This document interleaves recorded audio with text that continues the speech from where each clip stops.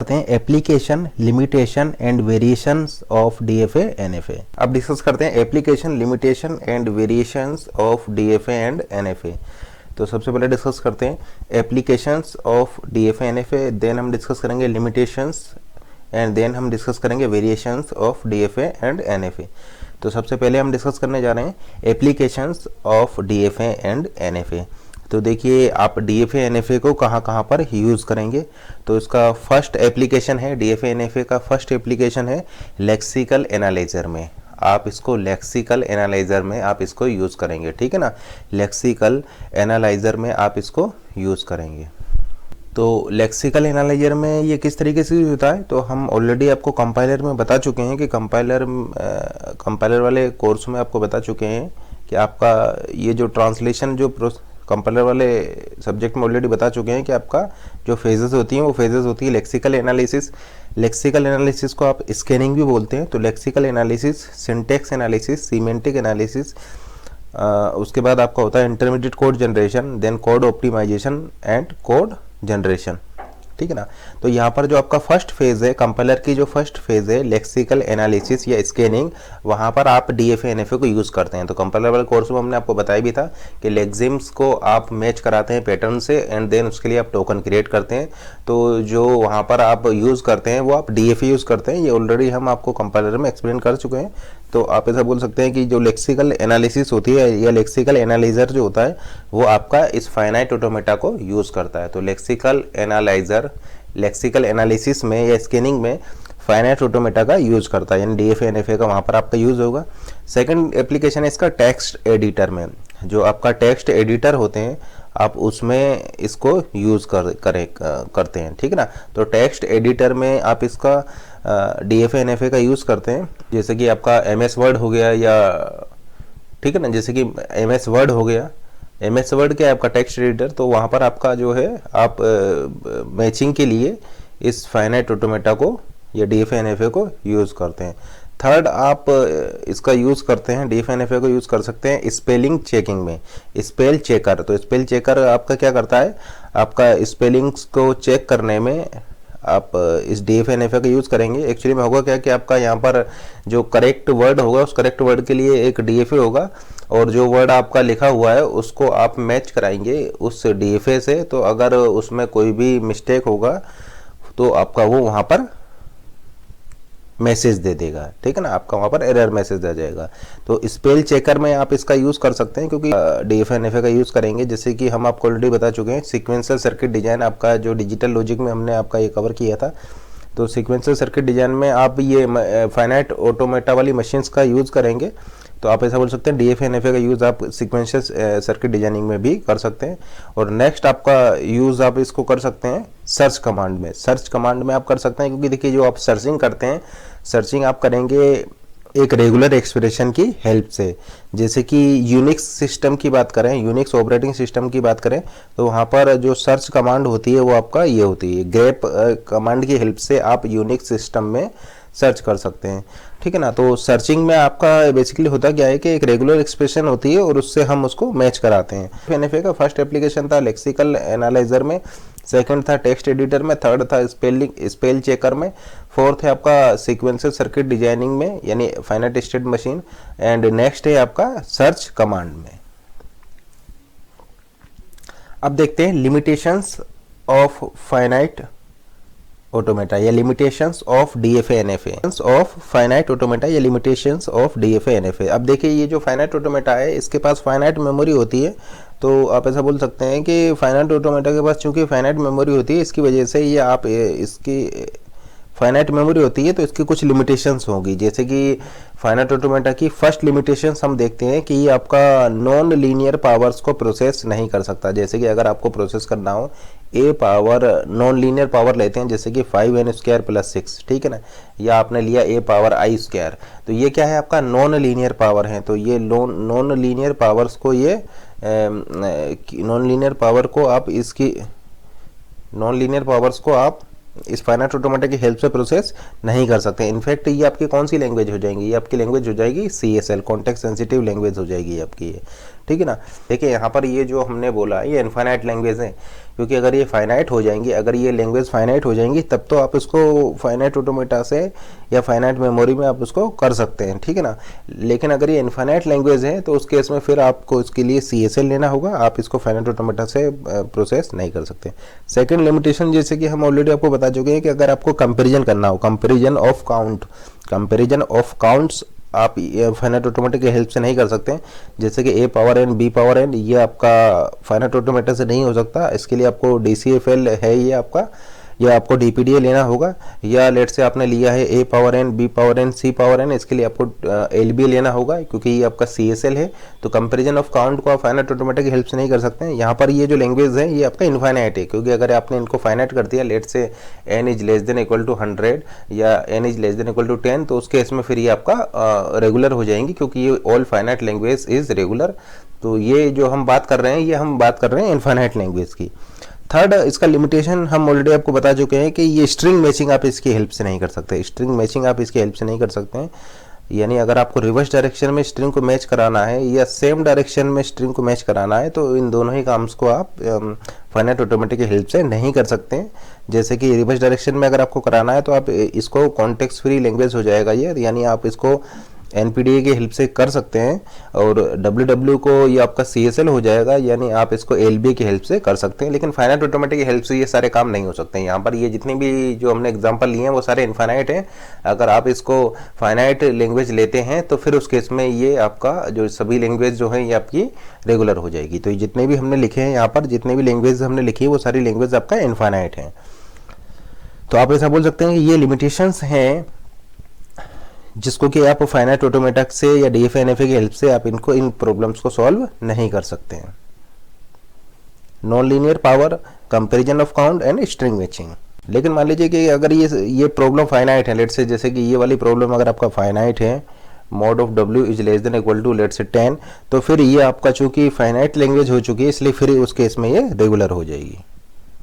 तो ये जितने भी केस हमने डिस्कस किए ये सभी आपके इनफाइनाइट लैंग्वेज हैं। अब नेक्स्ट डिस्कस करते हैं variations of DFA NFA। DFA NFA के और क्या क्या वेरिएशंस हो सकते हैं। तो वेरिएशंस ऑफ DFA NFA, तो ये भी हम ऑलरेडी आपको बता चुके हैं। तो वेरिएशंस देखिए, ये ऑलरेडी हम आपको बता चुके हैं कि जो DFA की पावर होती है वो सेम होती है NFA की पावर के, यानी power of DFA is equal to power of NFA, यानी ये दोनों वेरिएशंस आपके हो सकते हैं। फाइनाइट ऑटोमेटा के वेरिएशंस हम डिस्कस कर रहे हैं, या DFA NFA के वेरिएशंस आप बोल सकते हैं। तो DFA power is equal to power of NFA is equal to power of NFA without null move, power of NFA without null move, तो let's say without lambda move, ठीक है ना। तो आप ऐसा बोल सकते हैं ये तीनों की पावर सेम होती है। जो DFA की पावर है वही NFA की पावर है, और वही NFA विदाउट लेमडा मूव की पावर है, क्योंकि हम आपको ऑलरेडी बता चुके हैं कि एक NFA से आप लेमडा मूव्स को किस तरीके से रिमूव करेंगे। तो अगर किसी भी NFA से आप लेमडा मूव को रिमूव कर देते हैं तो रिमूव करने के बाद जो आपको मशीन मिलेगी उसकी पावर सेम ही रहेगी। तो पावर ऑफ 2 DFA, ये 2 DFA क्या होता है इसको हम अभी एक्सप्लेन करेंगे। Power of 2 DFA is equal to power of 2 NFA, ये 2 NFA क्या होता है इसको भी हम आगे एक्सप्लेन करेंगे, is equal to power of NFA with single final state, with single final state is equal to power of NFA with multiple final state. अब देखिए ये हमने क्यों लिखा है कि NFA with single final state is equal to NFA with multiple final state, क्योंकि आपके पास एक प्रोसीजर होता है, उस प्रोसीजर की हेल्प से आप इसको एक दूसरे में कन्वर्ट कर सकते हैं। लेट से आपके पास एक NFA है जिसमें कि 3 फाइनल स्टेट्स है। ये मान लीजिए आपके पास एक NFA है जिसमें कि आपके पास 3 फाइनल स्टेट है। इसको आप एक ऐसे NFA जिसमें कि सिंगल फाइनल स्टेट हो उसको में कैसे कन्वर्ट कर सकते हैं। तो देखिए ये 3 स्टेट्स आप लीजिए, ये आपकी 3 स्टेट्स हो गई, और एक सिंगल फाइनल स्टेट लेकर के इसको लैम्डा मूव से कनेक्ट कर दीजिए, ठीक है ना। तो आप ऐसा बोल सकते हैं कि NFA with more than 1 final state can be converted to NFA with single final state by using this lambda move concept, ठीक है ना। तो आप ऐसा बोल सकते हैं कि इन दोनों की पावर क्या होगी, इक्विवेलेंट होगी, ठीक है ना। यानी एक ऐसा NFA जिसमें मोर देन 1 फाइनल स्टेट है उसको आप इजीली कन्वर्ट कर सकते हैं एक ऐसे NFA में जिसमें केवल 1 फाइनल स्टेट हो, और उसमें आपको क्या करना होगा, बस केवल ये लैम्डा मूव्स का यहाँ पर यूज करना होगा। तो इसलिए हमने लिखा है कि power of DFA is equal to power of NFA is equal to power of NFA without lambda move is equal to power of 2 DFA is equal to power of 2 NFA is equal to power of NFA with single final state is equal to power of NFA with multiple final states. अब देखिए यहाँ पर हमने लिखा हुआ है 2 DFA 2 NFA, तो 2 DFA या 2 NFA क्या होते हैं? तो जो आपका सिंपल DFA होता है, सिंपल DFA में आपका ट्रांजिशन फंक्शन होता है। आप किसी स्टेट I पर हैं, लेट से आपने इनपुट A को प्रोसेस किया और उसको प्रोसेस करने के बाद आप स्टेट J पर जा रहे हैं, तो ये आपका एक सिंपल DFA है। या DFA NFA में आप इस टाइप के ट्रांजिशन फंक्शन को यूज़ करते हैं, तो इसको आप बोल सकते हैं DFA, ये आपका हो जाएगा DFA, या आप इसको बोल सकते हैं 1 DFA। अब ये 2 DFA क्या होगा? तो 2 DFA में आप क्या करेंगे, देखिए QI स्टेट पर है, इनपुट सिंबल A को प्रोसेस किया, प्रोसेस करने के बाद आप QJ स्टेट पर गए एंड लेट से जो आपका रीड राइट हेड है, जो एंड लेट से जो आपका रीड हेड है, देखिए यहाँ पर आपका इनपुट होगा और ये होगा आपका रीड हेड और ये आपका जो फाइनाइट ऑटोमेटा है, या ठीक है ना, और ये आपका फाइनाइट ऑटोमेटा है। तो ये आपका क्या है? ये आपका है रीड हेड, ठीक है ना। तो ये आपका रीड हेड है जो कि आप यहाँ से स्टेप से इनपुट को रीड करेंगे। तो आपका ये जो आपका सिंपल DFA होता है या जो नॉर्मल DFA होता है, उसमें आप क्या करते हैं कि इनपुट को रीड करते हैं या इनपुट को आप रीड करते हैं फ्रॉम लेफ्ट टू राइट, यानी लेफ्ट टू राइट डायरेक्शन में आप इनपुट को रीड कर रहे होते हैं, ठीक है ना। जो DFA होता है उसमें क्या करते हैं, आप एक स्ट्रिंग लेते हैं, स्ट्रिंग W लेते हैं, लेट से आपने स्ट्रिंग W लिया हुआ है, W स्ट्रिंग है आपका ABAA, ठीक है ना, ये आपकी स्ट्रिंग है। तो आपका यहाँ पर क्या पड़ा होगा ABAA B, लेट से आपका ये स्ट्रिंग है। तो आप इस स्ट्रिंग को रीड करेंगे फ्रॉम लेफ्ट टू राइट। तो इसको रीड करने के बाद आप इस रीड हेड को इंक्रीमेंट करेंगे। तो आप क्या देखते हैं कि यहाँ पर जो नॉर्मल DFA है उस केस में आपका जो इंक्रीमेंट होगा वो ऑलवेज इस डायरेक्शन में होगा, यानी इस डायरेक्शन में होगा, यानी हेड आपका ऑलवेज राइट में मूव करेगा। हेड जो है देखिए यहाँ से स्टार्ट होगा, इसको रीड करेगा, रीड करने के बाद जो आपका इसको एक्शन लेना होगा वो एक्शन लेगा, ठीक है ना। जो आपका मूवमेंट यहाँ पर डिफाइन होगा वो मूवमेंट लेगा। देन उसके बाद में आपका ये हेड इंक्रीमेंट होकर के B पर आ जाएगा। देन फिर ये आपका जो मूवमेंट लेना होगा वो लेगा, फिर आपका रीड इंक्रीमेंट होकर के यहाँ पर आ जाएगा। यानी आप क्या देख रहे हैं कि रेड का, आप यहाँ पर क्या देख रहे हैं कि रीड हेड का जो इंक्रीमेंट है वो लेफ्ट टू राइट हो रहा है यहाँ पर। लेकिन 2 DFA के केस में ऐसा नहीं है, आपका जो हेड है वो लेफ्ट टू राइट या राइट टू लेफ्ट दोनों डायरेक्शन में जा सकता है। यानी यहाँ पर जो नॉर्मल 1 DFA है उसमें आपका हेड का मूवमेंट इस डायरेक्शन में होगा, केवल और केवल इस डायरेक्शन में होगा। जबकि 2 DFA के केस में हेड का मूवमेंट इस डायरेक्शन में भी हो सकता है और इस डायरेक्शन में भी हो सकता है। लेट से आपने इसको QJ को स्टेट पर ये गया और आपका जो हेड है वो लेफ्ट डायरेक्शन में चला गया, जो हेड है वो आपका लेफ्ट डायरेक्शन में चला गया। यानी अब आपको यहाँ पर हेड की डायरेक्शन भी मेंशन करनी पड़ेगी। तो हेड की डायरेक्शन लेफ्ट हो सकती है या फिर हेड की डायरेक्शन यहाँ पर राइट हो सकती है। तो इस टाइप के DFA को आप बोलेंगे 2 DFA। तो 2 DFA इसको क्यों बोलते हैं? क्योंकि यहाँ पर 2 एंट्रीज हैं। ये 1 DFA है क्योंकि यहाँ पर केवल 1 एंट्रीज है, तो 1 एंट्रीज है 1 DFA, 2 एंट्रीज है 2 DFA।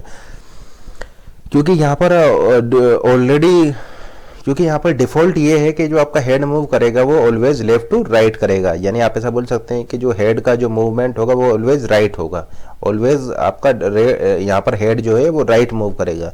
लेकिन यहाँ पर हेड जो है वो राइट मूव भी कर सकता है और लेफ्ट मूव भी कर सकता है। जैसे कि देखिए यहाँ पर आपका हेड जो है वो लेफ्ट मूव कर रहा है, ठीक है ना। तो ये 2 DFA के केस में हेड आपका लेफ्ट मूव भी कर सकता है और राइट मूव भी कर सकता है, जबकि 1 DFA के केस में आपका जो हेड है वो केवल और केवल राइट मूव करेगा। तो ये आपका 1 DFA, ये आपका 2 DFA। तो हम ऐसा बोल सकते हैं यहाँ पर कि रीड हेड जो है, ये जो आपका रीड हेड जो है ये आपका can move in right direction और लेफ्ट डायरेक्शन, ठीक है ना। लेकिन ये जो हेड है ये केवल रीड कर सकता है, रीड करके आपका ये लेफ्ट डायरेक्शन में और राइट डायरेक्शन में दोनों में आपका मूव कर सकता है। लेकिन ये जो रीड हेड है ये राइट नहीं कर सकता, यानी आपका केवल ये रीड करेगा, ठीक है ना। तो read head can move in right direction और left direction but not right. अब चूंकि ये जो हेड है ये केवल रीड कर सकता है, आपका यहाँ पर राइट ही नहीं कर सकता है, तो हम ऐसा बोल सकते हैं कि इससे आपका कोई भी एक्स्ट्रा पावर आपको मशीन को नहीं मिलेगी।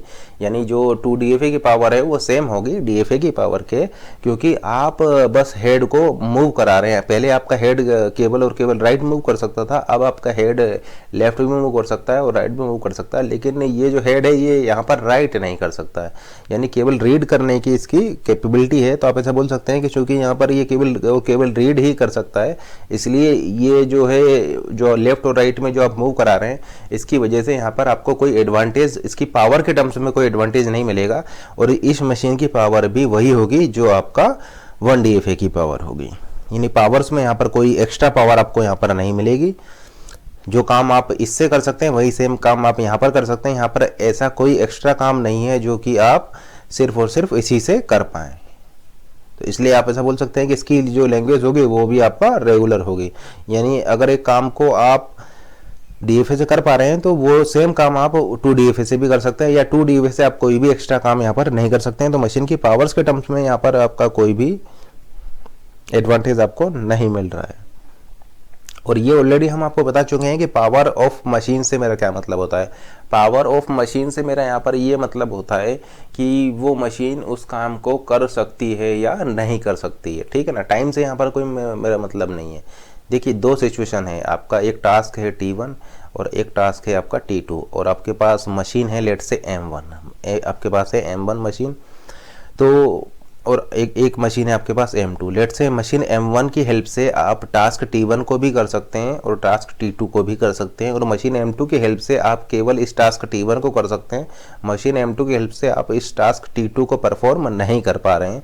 तो आप यहाँ पर ऐसा बोलेंगे कि जो इस M2 की पावर है वो कम होगी M1 के कंपेरिजन में, यानी पावर से मेरा यहाँ पर मतलब है कि वो मशीन उस टास्क को कर पाएगी या नहीं कर पाएगी। जैसे कि लेट से ये जो मशीन है ये आपका अगर NPDA है, ये मशीन जो है ये लेट से आपका NPDA है, और ये जो मशीन जो है ये आपका लेट से DFA है, और लेट से जो टास्क है ये एक रेगुलर लैंग्वेज है, ये आपका एक रेगुलर लैंग्वेज है, और जो टास्क 2 है वो लेट से आपका एक NCFL है। तो NCFL को आप DFA से नहीं कर सकते, लेकिन आपका ये NPDA को कर देगा। तो आप ऐसा बोल सकते हैं कि इस मशीन की पावर ज़्यादा होगी एज कम्पेयर टू NPDA, ठीक है ना। तो मशीन से पावर से मेरा मतलब है कि वो आपका उस टास्क को कर पाएगा या नहीं कर पाएगा। चूंकि आपका M1 इन दोनों टास्क को कर पा रहा है, M2 इस टास्क को कर ही नहीं पा रहा है, इसलिए हम ऐसा बोल सकते हैं कि M2 की पावर कम होगी, M1 की पावर ज़्यादा होगी। टाइम से मेरा यहाँ पर कोई मतलब नहीं है। इनफैक्ट ऐसा भी हो सकता है कि यहाँ पर जो मशीन M2 जो इस टास्क को कर रही है वो 2 सेकंड में कर रही है, 2 सेकंड में कर रही है, और यहाँ पर इस M1 मशीन को ये टास्क परफॉर्म करने में 4 सेकंड लग जा रहा है। इसका मतलब आप यहाँ पर क्या देख रहे हैं कि इसकी पावर कम है, लेकिन फिर भी ये आपका जल्दी काम फिनिश कर ले रही है। तो टाइम से यहाँ पर कोई मतलब नहीं है। टाइम कितना भी ले, मतलब कोई भी फाइनाइट अमाउंट ऑफ टाइम ये ले सकता है। टाइम इन्फाइनाइट नहीं होना चाहिए। वो जो टाइम जो ये लेगा कंप्यूटेशन करने में, जो ये टाइम लेगा वो इन्फाइनाइट नहीं होना चाहिए, वो टाइम आपको फाइनाइट होना चाहिए। इसका मतलब कोई भी फाइनाइट अमाउंट ऑफ टाइम ये ले सकता है, लेकिन हम यहाँ पर बात कर रहे हैं कि ये काम ये मशीन कर सकती है या नहीं कर सकती है with in a finite amount of time. तो फाइनाइट अमाउंट ऑफ टाइम में ये वाला टास्क दोनों ही मशीन कर पा रही हैं, लेकिन इस टास्क को केवल M1 कर पा रहा है, M2 नहीं कर पा रहा है। तो हम ऐसा बोल सकते हैं कि M2 की पावर M1 से कम होगी। तो पावर से मेरा मतलब यहाँ पर है कि उस टास्क को आप कर पाएंगे या नहीं कर पाएंगे। तो ऐसा हो सकता है कि 2 DFA के केस में और 1 DFA के केस में आपको सेम टास्क को परफॉर्म करने में टाइम अलग अलग हो, लेकिन ऐसा कोई आपकी लैंग्वेज नहीं होगी जो आपका 2 DFA कर पाए और 1 DFA ना कर पाए। तो हम ऐसा बोल सकते हैं कि इन दोनों की पावर आपका सेम होगी, यानी पावर्स के टर्म्स में यहाँ पर आपको कोई भी एडवांटेज नहीं मिला है। तो यहाँ पर आपको पावर के टर्म्स में कोई भी एडवांटेज क्यों नहीं हुआ है, क्योंकि ये जो हेड है इस हेड की हेल्प से आप केवल रीड कर सकते हैं। यहाँ इसकी हेल्प से कोई भी राइट आप नहीं कर सकते हैं, यानी केवल और केवल चूंकि आप यहाँ पर रीड कर पा रहे हैं, इसको राइट नहीं कर सकते, इसलिए आपका कोई पावर में एक्स्ट्रा पावर इसको नहीं मिल रही है। अब देखिए NFA के टर्म्स में क्या हो जाएगा। तो देखिए NFA में क्या होता है कि आपका चॉइसेस होती हैं। NFA में क्या होती है, आपकी चॉइसेस होती है। तो लेट से जैसे कि NFA में आपका क्या होगा, NFA या 1 NFA में क्या होता है, आपकी पॉसिबिलिटीज़ होती हैं, चॉइस होती है। लेट से QI पर A लेने पर आप QJ पर भी जा रहे हैं, एंड लेट से QK पर भी जा रहे हैं, यानी 2 स्टेट्स पर आपकी है। तो यहाँ पर क्या होगा, यहाँ पर आपका ये 2 NFA होगा, 2 NFA होगा, यानी आपका जो आप ऐसा बोल सकते हैं कि लेट से क्यू जे पर जाने पर आपका हेड का मूवमेंट लेफ्ट हो रहा है एंड क्यू के पर जाने पर आपका हेड का मूवमेंट राइट हो रहा है। तो ये 2NFA में आप इस तरीके से मूव डिफाइन करेंगे, यानी स्टेट के साथ साथ आप हेड का मूवमेंट भी यहाँ पर डिफाइन करेंगे। तो ये आपका 2DFA के केस में हो जाएगा और ये आपका 1NFA के केस में हो जाएगा। ये तो 2NFA के केस में, ये 1NFA के केस में। यहाँ पर ये क्या बता रहा है कि QI स्टेट पर A लेने पर आप या तो QJ पर जा सकते हैं या आप QK पर जा सकते हैं। ये आपका ये बता रहा है कि QI स्टेट पर A लेने पर अगर आप QJ पर जाएंगे तो आपका हेड का मूवमेंट लेफ्ट होगा और अगर आप QK स्टेट पर जाएंगे तो हेड का मूवमेंट राइट होगा। तो ये 2NF में आपका यहाँ पर पॉसिबिलिटीज होंगी। तो ये आपका ये बता रहा है कि QJ स्टेट पर पहुंचने के बाद आपका जो हेड मूव करेगा वो लेफ्ट डायरेक्शन में करेगा, लेफ्ट डायरेक्शन में करेगा बाई 1 प्लेस, लेफ्ट डायरेक्शन में मूव करेगा बाई 1 प्लेस। और ये आपका ये बता रहा है कि अगर आप QK स्टेट पर जाते हैं तो QK स्टेट पर जाने के बाद आपका हेड मूव करेगा राइट साइड, हेड मूव करेगा राइट साइड बाई 1 प्लेस। मतलब इसकी 2DFA और 2NFA के केस में ट्रांजिशन फंक्शन किस तरीके से आप डिफाइन करेंगे। तो लेट से आपका ये एक स्टेट Q है, लेट से आपका एक स्टेट QI है एंड स्मॉल a और स्मॉल b की आप बात करें तो ये स्मॉल a के लिए हम बता दे रहे हैं, जैसे कि लेट से ये हम लिख रहे हैं 2DFA के केस में। तो QI लेने पर, QI स्टेट पर स्मॉल a लेने पर लेट से आप मूव कर रहे हैं QJ स्टेट पर और आपके हेड का जो मूवमेंट हो रहा है वो हो रहा है आपका left by 1 place. And 2NFA के केस में आप किस तरीके से इसको रिप्रेजेंट करेंगे। लेट से आपका QI स्टेट पर है, QI स्टेट पर है, आप QI स्टेट पर है और इनपुट है आपके पास A और B एंड लेट से सिंबल A लेने पर आप अगर QJ स्टेट पर मूव कर रहे हैं तो आपका हेड का मूवमेंट है लेफ्ट एंड लेट से आप QK स्टेट पर मूव कर रहे हैं तो लेट से हेड का मूवमेंट है आपका राइट बाई 1 प्लेस। तो इस तरीके से आप यहाँ पर 2NFA के केस में मूव आप डिफाइन करेंगे। तो आप क्या देख रहे हैं, ये आपका DFA NFA की तरह ही है, आपका DFA NFA की तरह ही है, बस आपने यहाँ पर हेड का मूवमेंट और स्पेसिफाई कर दिया है। वहाँ हम क्यों नहीं करते थे 1NFA और 1DFA के केस में हम क्यों नहीं करते थे, क्योंकि वहाँ पर जो हेड का मूवमेंट होता था वो फिक्स होता था। आपका जो हेड है वो ऑलवेज राइट शिफ्ट होगा बाई 1 प्लेस, लेकिन यहाँ पर हेड जो है आपका लेफ्ट और राइट दोनों में जा सकता है। तो इसलिए आपको यहाँ पर हेड का मूवमेंट स्पेसिफाई करना पड़ेगा in case of 2DFA and 2NFA। अब देखिए एक्सेप्टेंस की बात करें, तो देखिए 2DFA आपका स्ट्रिंग को एक्सेप्ट किस तरीके से करेगा। तो आप ऐसा बोल सकते हैं कि आप एक स्ट्रिंग लेंगे उसको आप 2DFA को देंगे। अगर उस स्ट्रिंग को प्रोसेस करने के बाद वो 2DFA एक फाइनल स्टेट पर है तो आप बोलेंगे कि उस 2DFA ने उस स्ट्रिंग को एक्सेप्ट कर लिया। यानी एक्सेप्टेंस का मतलब यहाँ पर है कि स्ट्रिंग को प्रोसेस करने के बाद वो 2DFA आपका फाइनल स्टेट पर होना चाहिए।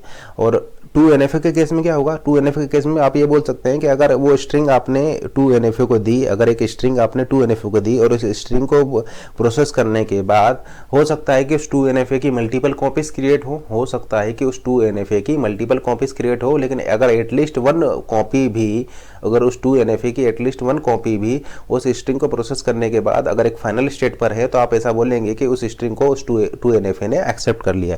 यानी 2DFA या 2NFA के केस में या सिंपल DFA या सिंपल NFA के केस में आप ऐसा बोल सकते हैं कि स्ट्रिंग को एक्सेप्ट करने का सिर्फ और सिर्फ एक तरीका है कि स्ट्रिंग को प्रोसेस करने के बाद आपका जो मशीन है वो फाइनल स्टेट पर हो। तो यानी आप ऐसा बोल सकते हैं कि इन सभी केसेस में DFA NFA 2DFA 2NFA इन सभी केसेस में एक्सेप्टेंस होगा आपका फाइनल स्टेट पर, यानी एक्सेप्टेंस के सिर्फ और सिर्फ फाइनल स्टेट पर होगा। लेकिन देखिए यहाँ पर रिजेक्शन आपका चेंज हो जाएगा। जैसे कि देखिए DFA के केस में रिजेक्शन कैसे होता था, DFA के केस में रिजेक्शन इस तरीके से होगा कि अगर आपने एक स्ट्रिंग ली, उस स्ट्रिंग को एक DFA को दिया, अगर उस स्ट्रिंग को उस DFA ने प्रोसेस करने के बाद अगर वो DFA आपका नॉन फाइनल स्टेट पर है तो आप बोलेंगे कि उस DFA ने उस स्ट्रिंग को रिजेक्ट कर दिया। आपने एक DFA को एक स्ट्रिंग दी, DFA ने उस स्ट्रिंग को प्रोसेस किया और प्रोसेस करने के बाद अगर DFA आपका नॉन फाइनल स्टेट पर है तो आप बोलेंगे कि उस DFA ने उस स्ट्रिंग को रिजेक्ट कर दिया था। जबकि 2DFA के केस में क्या होगा, 2DFA के केस में आप ऐसा बोलेंगे कि आपने एक स्ट्रिंग को 2DFA को दिया और 2DFA ने उसको प्रोसेस किया, प्रोसेस करने के बाद अगर वो आपका नॉन फाइनल स्टेट पर है, अगर वो 2DFA आपका नॉन फाइनल स्टेट पर है तो उस 2DFA ने उस स्ट्रिंग को रिजेक्ट कर दिया। यानी नॉन फाइनल स्टेट वाला आपका यहाँ पर भी होगा, प्लस सेकंड और यहाँ पर पॉसिबिलिटी हो सकती है हैंग, हो सकता है कि आपकी मशीन हैंग हो जाए। तो अगर आपकी मशीन हैंग हो गई है तब भी आप ऐसा बोलेंगे कि उस स्ट्रिंग को इस 2DFA ने रिजेक्ट कर दिया। यानी यहाँ पर यानी DFA के केस में जो रिजेक्शन था वो केवल नॉन फाइनल स्टेट पर था। DFA के केस में जो रिजेक्शन था वो सिर्फ और सिर्फ नॉन फाइनल स्टेट पर था। अगर स्ट्रिंग को प्रोसेस करने के बाद आपका जो मशीन है वो नॉन फाइनल स्टेट पर है तो उस मशीन ने उस स्ट्रिंग को रिजेक्ट कर दिया। यानी रिजेक्शन आपका सिर्फ और सिर्फ DFA के केस में रिजेक्शन आपका नॉन फाइनल स्टेट पर था, लेकिन 2DFA के केस में रिजेक्शन आपका नॉन फाइनल स्टेट पर भी हो सकता है, या अगर आपकी मशीन हैंग हो जाती है तब भी आप ऐसा बोलेंगे कि उस स्ट्रिंग को इस 2DFA ने रिजेक्ट कर दिया। यानी यहाँ पर जो रिजेक्शन के दो केस हो जाएंगे, रिजेक्शन आपका नॉन फाइनल स्टेट पर भी हो सकता है और रिजेक्शन आपका हैंग होने की वजह से भी हो सकता है। देखिए अब ये हैंग कैसे हो सकती है आपकी मशीन। लेट से आपने मशीन को किसी इस टाइप से डिफाइन किया हुआ है कि मशीन आपका QI स्टेट पर है एंड इनपुट को A को रीड करके मशीन मूव कर जा रही है आपका QJ स्टेट पर, एंड जो हेड का मूवमेंट है वो लेट से आपका हो रहा है लेफ़्ट डायरेक्शन में। जो हेड का मूवमेंट है वो आपका लेफ्ट डायरेक्शन में हो रहा है, एंड लेट से QJ स्टेट पर इनपुट सिंबल B को लेने पर आपका मशीन मूव कर जा रही है QI स्टेट पर, और जो हेड का मूवमेंट हो रहा है वो लेट से आपका राइट हो रहा है। ये बात करें BA की बात कर रहे हैं हम, जो स्ट्रिंग ले रहे हैं लेट से वो है आपका BA। लेट से हम BA की बात कर रहे हैं और आपका एक सिचुएशन, लेट से इसको हम चेंज कर देते हैं। ये मान लीजिए आपका राइट है और इसको कर देते हैं हम लेफ्ट। अब चेक करते हैं इसको, यानी स्ट्रिंग हमारा वही है AB, स्ट्रिंग हमारा हम वही ले लेते हैं, वही स्ट्रिंग है हमारा AB। तो देखिए QI स्टेट पर है, आपने इनपुट A को रीड किया, इनपुट A को रीड करने के बाद लेट से मशीन जो है वो आपका QJ स्टेट पर चली गई, मशीन QJ स्टेट पर चली गई और आपका जो हेड है वो आपका मूव कर गया। देखिए यहाँ पर आपका हेड था, हेड आपका मूव कर जाएगा राइट साइड बाय 1 प्लेस। तो मूव करने के बाद आपका जो हेड है वो यहाँ पर आ जाएगा। अब आप ऐसा बोलेंगे QJ स्टेट पर अगर आप इनपुट B को लें, QJ स्टेट पर अगर आप B को लेंगे तो मशीन मूव कर जाएगी आपकी QI स्टेट पर, मशीन मूव कर गई QI स्टेट पर, और जो हेड का जो मूवमेंट है होगा वो लेफ्ट साइड होगा बाय 1 प्लेस। तो हेड का जो मूवमेंट होकर के आपका यहाँ पर आ जाएगा। अब देखिए QI स्टेट पर फिर से आपको देखिए मशीन किस स्टेट पर है, फिर से QI स्टेट पर है, और हेड कहाँ पर है, हेड आपका फिर से A पर है। तो फिर आप ऐसा बोल सकते हैं कि फिर से ये रिपीट करने लग जाएगा। यानी यहाँ पर क्या हो गया, मशीन आपका हैंग हो जाएगी। यानी मशीन आपका ऐसे मूव करेगी, फिर आपका हेड क्या होगा, पहले ऐसे मूव करेगा, फिर ऐसे आएगा, फिर ऐसे मूव करेगा, फिर ऐसे आएगा, यानी हैंग हो जाएगा। तो जब भी उसको इनपुट में A भी मिलेगा तभी वहाँ पर आपकी मशीन हैंग हो जाएगी, ठीक है ना। क्योंकि देखिए आपका A था, QI पर A मिला, QJ मूव किया B पर आया, हेड मूव किया B पर आया, QJ पर B मिला, स्टेट हुई आपका QI और हेड मूव किया, यानी हेड आपका लेफ्ट मूव किया और फिर से A पर आ गया। अब देखिए QI पर फिर A मिला, QI पर फिर A मिलेगा, फिर आपका QJ स्टेट होगी, हेड मूव करेगा राइट पर आएगा, QJ पर B मिलेगा, फिर से QI स्टेट होगी, हेड मूव करके लेफ्ट आएगा, फिर QI पर आपका A मिलेगा। यानी आप क्या देख रहे हैं कि यहाँ पर ये इस तरीके से आपका ये हैंग कर गई मशीन, इस तरीके से आपका ये हैंग कर गई। तो अगर ये सिचुएशन आती है तब भी आपका ये 2DFA उसको रिजेक्ट कर देगा। तो आप यहाँ पर क्या देख रहे हैं कि 2DFA में रिजेक्शन के आपके दो केस हो सकते हैं। नॉन फाइनल स्टेट पर लेट से आपका है मशीन स्ट्रिंग को प्रोसेस करने के बाद, तब भी 2DFA इसको रिजेक्ट कर देगा, और अगर आपकी मशीन हैंग हो गई है तब भी आपका वो उस स्ट्रिंग को रिजेक्ट कर देगा। तो अगर किसी भी इनपुट में आपको A भी मिल जाता है तो वहाँ पर आपकी मशीन हैंग हो जाएगी। तो आप ऐसा बोलेंगे कि वो इनपुट आपका ये 2DFA रिजेक्ट कर देगा। अब 2NFA में रिजेक्शन की बात करें तो देखिए पहले NFA की बात करते हैं। तो NFA में रिजेक्शन हो सकता था आपका कि लेट से एक स्ट्रिंग को प्रोसेस करने के बाद मशीन आपका नॉन फाइनल स्टेट पर है, तो आप बोलेंगे कि उस NFA ने उस स्ट्रिंग को रिजेक्ट कर दिया, ठीक है ना। आपने एक स्ट्रिंग NFA को दिया और NFA उस स्ट्रिंग को प्रोसेस करने के बाद अगर आपका नॉन फाइनल स्टेट पर है तो आप ऐसे बोल सकते हैं कि उस NFA ने उस स्ट्रिंग को आपका रिजेक्ट कर दिया। यानी नॉन फाइनल स्टेट पर रिजेक्शन आपका NFA में हो सकता था। सेकंड NFA में जो कि आपका जो ट्रांजिशन फंक्शन है वो कंप्लीट नहीं है, ट्रांजिशन फंक्शन जो है वो कंप्लीट नहीं है, इसलिए यहाँ पर रेड कॉन्फ़िगरेशन अलाउड था।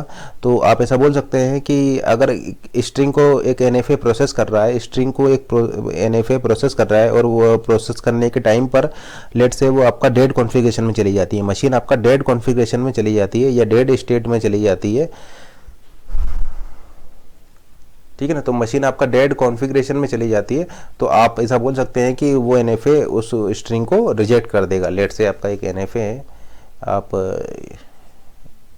इस स्टेट से स्टार्ट कर रहे हैं, इसको इनपुट सिंबल A दिया, फिर आप लेट से इस स्टेट पर आ गए और आपने यहाँ पर B के लिए मूव डिफाइन कर रखा है लेकिन A के लिए मूव डिफाइन नहीं किया है, और लेट से आपकी स्ट्रिंग है A B, लेट से आपकी स्ट्रिंग ये है, आपने ए को लिया, ए को रीड किया, ए को रीड करने के बाद आपकी जो स्टेट है वो ये हो जाएगी, फिर आपको सेकंड ए मिला। अब देखिए सेकंड ए पर आपका यहाँ पर कोई मूव डिफाइन नहीं है तो आप ऐसा बोल सकते हैं कि ये स्टेट इस सेकंड ए के लिए डेड कॉन्फ़िगर्ड है, तो आपका ये मशीन इस स्ट्रिंग को रिजेक्ट कर देगी क्योंकि यहाँ पर ये स्मॉल ए के लिए डेड कॉन्फ़िगर्ड हो जाएगी।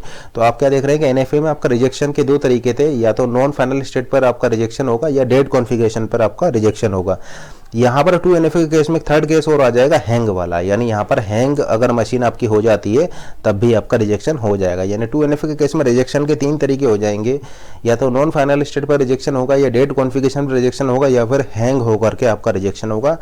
तो NFA के केस में भी इस तरीके से आपका मशीन हैंग हो सकती है। तो अगर आपकी मशीन हैंग हो गई है तब भी आप ऐसा बोल सकते हैं कि उस स्ट्रिंग को वो 2NFA रिजेक्ट कर देगा। लेकिन एक्सेप्ट होने का यहाँ पर DFA NFA 2DFA 2NFA इन चारों में ही एक्सेप्ट होने का सिर्फ वन केस है, और वो वन केस होगा आपका फाइनल स्टेट, यानी इन चारों में ही फाइनल स्टेट पर एक्सेप्ट होगा। DFA में रिजेक्ट होगा नॉन फाइनल स्टेट पर, 2DFA में रिजेक्ट होगा नॉन फाइनल स्टेट पर इसके साथ साथ हैंग होने पर, 2NFA में रिजेक्ट होगा नॉन फाइनल स्टेट पर डेड कॉन्फ़िगरेशन पर और हैंग होने पर, और NFA में रिजेक्ट होगा आपका नॉन फाइनल स्टेट और डेड कॉन्फ़िगरेशन पर, क्योंकि NFA और DFA आपके हैंग नहीं हो सकते हैं क्योंकि वहाँ पर ऑलवेज आप इनपुट को रीड करते हैं लेफ्ट टू राइट डायरेक्शन में, यानी वहाँ पर जो आपका हेड का जो मूवमेंट होगा वो ऑलवेज राइट होगा बाई वन प्लेस। तो इसलिए आपका DFA और NFA में आपका हैंग होने वाली प्रॉब्लम नहीं आती है। लेकिन चूंकि 2DFA या 2NFA में आपका हेड लेफ्ट और राइट दोनों में मूव कर सकता है, इसलिए हैंग होने की प्रॉब्लम यहाँ पर आ सकती है। नेक्स्ट अगर आप DFA या NFA की बात करें तो अगर आप ये DFA NFA के साथ एक स्टेक और ले लेते हैं, एक आपने यहाँ पर स्टेक और ले लिया, तो आप ऐसा बोल सकते हैं कि ये जो स्टेक लिया है ये आपने इन्फाइनाइट कैपेसिटी के लिए है, स्टेक जो लिया है आपने इन्फाइनाइट कैपेसिटी के लिए है, तो आप ऐसा बोल सकते हैं कि इसकी पावर इंक्रीज हो जाएगी, यानी इसकी पावर आपका ज़्यादा होगी एज कम्पेयर टू DFA या NFA, ठीक है ना। अगर DFA NFA के साथ आप एक स्टेक ले लेते हैं, इन्फाइनाइट कैपेसिटी का स्टेक ले लेते हैं, एक ऑक्सिलरी मेमोरी ले लेते हैं इन फॉर्म ऑफ स्टेक और इसकी कैपेसिटी इन्फाइनाइट, तो फिर आप ऐसा बोल सकते हैं कि इस DFA NFA की पावर, ये इस मशीन की पावर आपका DFA NFA की पावर से ज़्यादा होगी, ठीक है ना। DFA NFA with having infinite capacity stack power then DFA NFA। तो हम यहाँ पर ऐसा बोल सकते हैं कि DFA विद स्टेक या NFA विद स्टेक आपकी जो मशीन हो जाएगी वो समथिंग लाइक PDA हो जाएगी, ठीक है ना। तो ये मैच करेगी आपका PDA की पावर के। तो आप ऐसा बोल सकते हैं कि DFA plus infinite capacity stack is equal to, let say ये आपका PDA से मैच कर रहा है, PDA की पावर से मैच करेगा, या NFA plus infinite capacity stack जिसकी पावर आपका PDA के इक्वल हो जाएगी। तो आप ऐसा बोल सकते हैं कि इस मशीन की जो पावर होगी वो इक्वल होगी PDA की या पुश डाउन ऑटोमेटा की पावर के इक्वल, जो कि डेफिनेटली आपका ग्रेटर होगी DFA NFA की पावर से। वो आपका DFA की पावर से ज़्यादा होगी, NFA की पावर से ज़्यादा होगी, 2DFA से भी ज़्यादा होगी, 2NFA से ज़्यादा होगी। तो जो वेरिएशंस अभी हमने डिस्कस किए थे उन सभी वेरिएशंस की आपकी जो पावर थी वो इक्वल थी। तो आप ऐसा बोल सकते हैं कि ये जो नया कॉन्फ़िगरेशन है, ये जो मशीन है इसकी पावर उस प्रीवियस वाली जो मशीन्स थी उन सभी से आपका ग्रेटर होगी, क्योंकि जो इससे प्रीवियस वाली मशीन जो हमने डिस्कस की थी उन सभी की पावर इक्वल थी DFA NFA के। लेकिन लेट से अगर आप इसको फाइनाइट कर देते हैं, अगर आप इस स्टेक को इनफाइनाइट ना करके फाइनाइट कैपेसिटी का कर देते हैं, तब आपका ये इस DFA NFA प्लस स्टेक की पावर इक्वल हो जाएगी DFA NFA के ही इक्वल। क्योंकि ये जो स्टेक लिया है फिर इसका कोई एडवांटेज आपको नहीं मिलेगा, क्योंकि इसकी कैपेसिटी आपने चूंकि फाइनाइट कर रखी है तो फिर वो फाइनाइट मेमोरी में ही काउंट होगा। तो आप ऐसा बोल सकते हैं कि फिर इसकी पावर आपका फाइनाइट ऑटोमेटा की पावर के इक्वल ही होगी। तो अगर आप यहाँ पर फाइनाइट कैपेसिटी का स्टेक ऐड कर रहे हैं देन पावर आपका इंक्रीज नहीं होगी, क्योंकि फिर वो फाइनाइट मेमोरी में ही आपका काउंट हो जाएगा, तो फिर इसकी पावर फाइनाइट ऑटोमेटा के इक्वल ही होगी।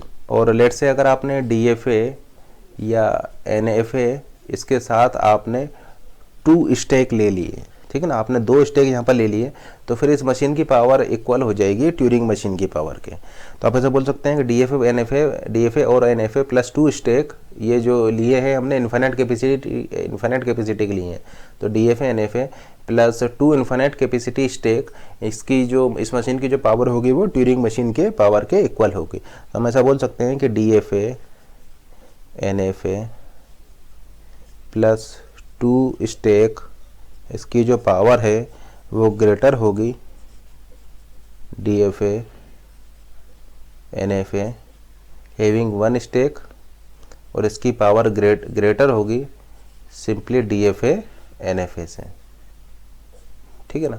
ये जो स्टेक लिए हैं ये स्टेक हमारे यहाँ पर इन्फाइनाइट कैपेसिटी के, यानी हमने इन्फाइनाइट कैपेसिटी के स्टेक लिए हैं। इसकी पावर इक्वल है ट्यूरिंग मशीन के इक्वल, और इसकी पावर है आपका PDA के इक्वल, और इसकी पावर है आपका फाइनाइट ऑटोमेटा के इक्वल।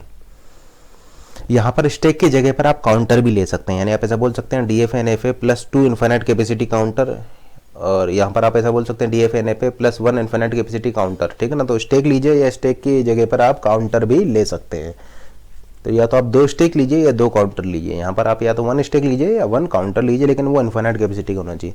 लेकिन लेट से अगर आपने यहाँ पर 3 स्टेक या 3 काउंटर ले लिए, यानी हम बात कर रहे हैं DFA NFA plus 3 infinite capacity stack या 3 इन्फाइनाइट कैपेसिटी काउंटर, तो क्या इस मशीन की पावर इससे भी ज़्यादा होगी? क्या इस मशीन की पावर क्या ट्यूरिंग मशीन से भी ज़्यादा होगी? देखिए इसकी पावर इक्वल थी ट्यूरिंग मशीन की, तो क्या इसकी पावर इससे भी ज़्यादा होगी? नहीं।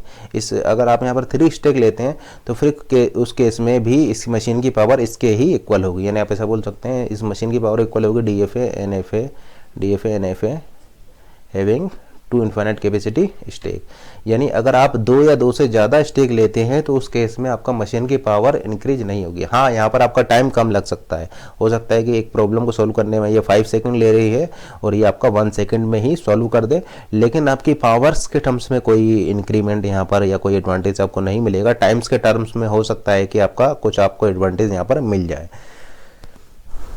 क्योंकि ये जो है ये आपको रिडंडेंट सिस्टम बता रहा है, ठीक है ना। ये आपका क्या है, एक रिडंडेंट सिस्टम है, और आप ऐसा बोल सकते हैं कि ट्यूरिंग मशीन से ज़्यादा पावरफुल मशीन आपका नहीं हो सकती, यानी आप ऐसा बोल सकते हैं कि no machine can be more powerful than Turing machine, ठीक है ना। इसका मतलब ऐसी कोई मशीन नहीं है जो आपका ट्यूरिंग मशीन से ज़्यादा पावरफुल हो, ठीक है ना।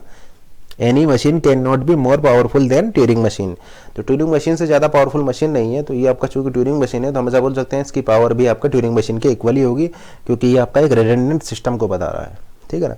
तो अगर आप यहाँ पर 3 स्टेक ले, 4 ले, 5 ले, 6 ले, या लेट से 10 स्टेक भी ले ले, तब भी आपका, या 10 स्टेक ले तो आपका इसकी पावर ट्यूरिंग मशीन के इक्वल ही रहेगी, क्योंकि ये आपका एक रिडंडेंट सिस्टम को फिर बताएगा। और आप यहाँ पर जो स्टेक ले रहे हैं वो इन्फाइनाइट कैपेसिटी के ले रहे हैं, आप स्टेक भी ले सकते हैं, और या फिर आप यहाँ पर इन्फाइनाइट कैपेसिटी का काउंटर भी ले सकते हैं। अब जो हमने DFA NFA में डिस्कस किया था वो आपका जो इनपुट था वो सिंगल टेप में था।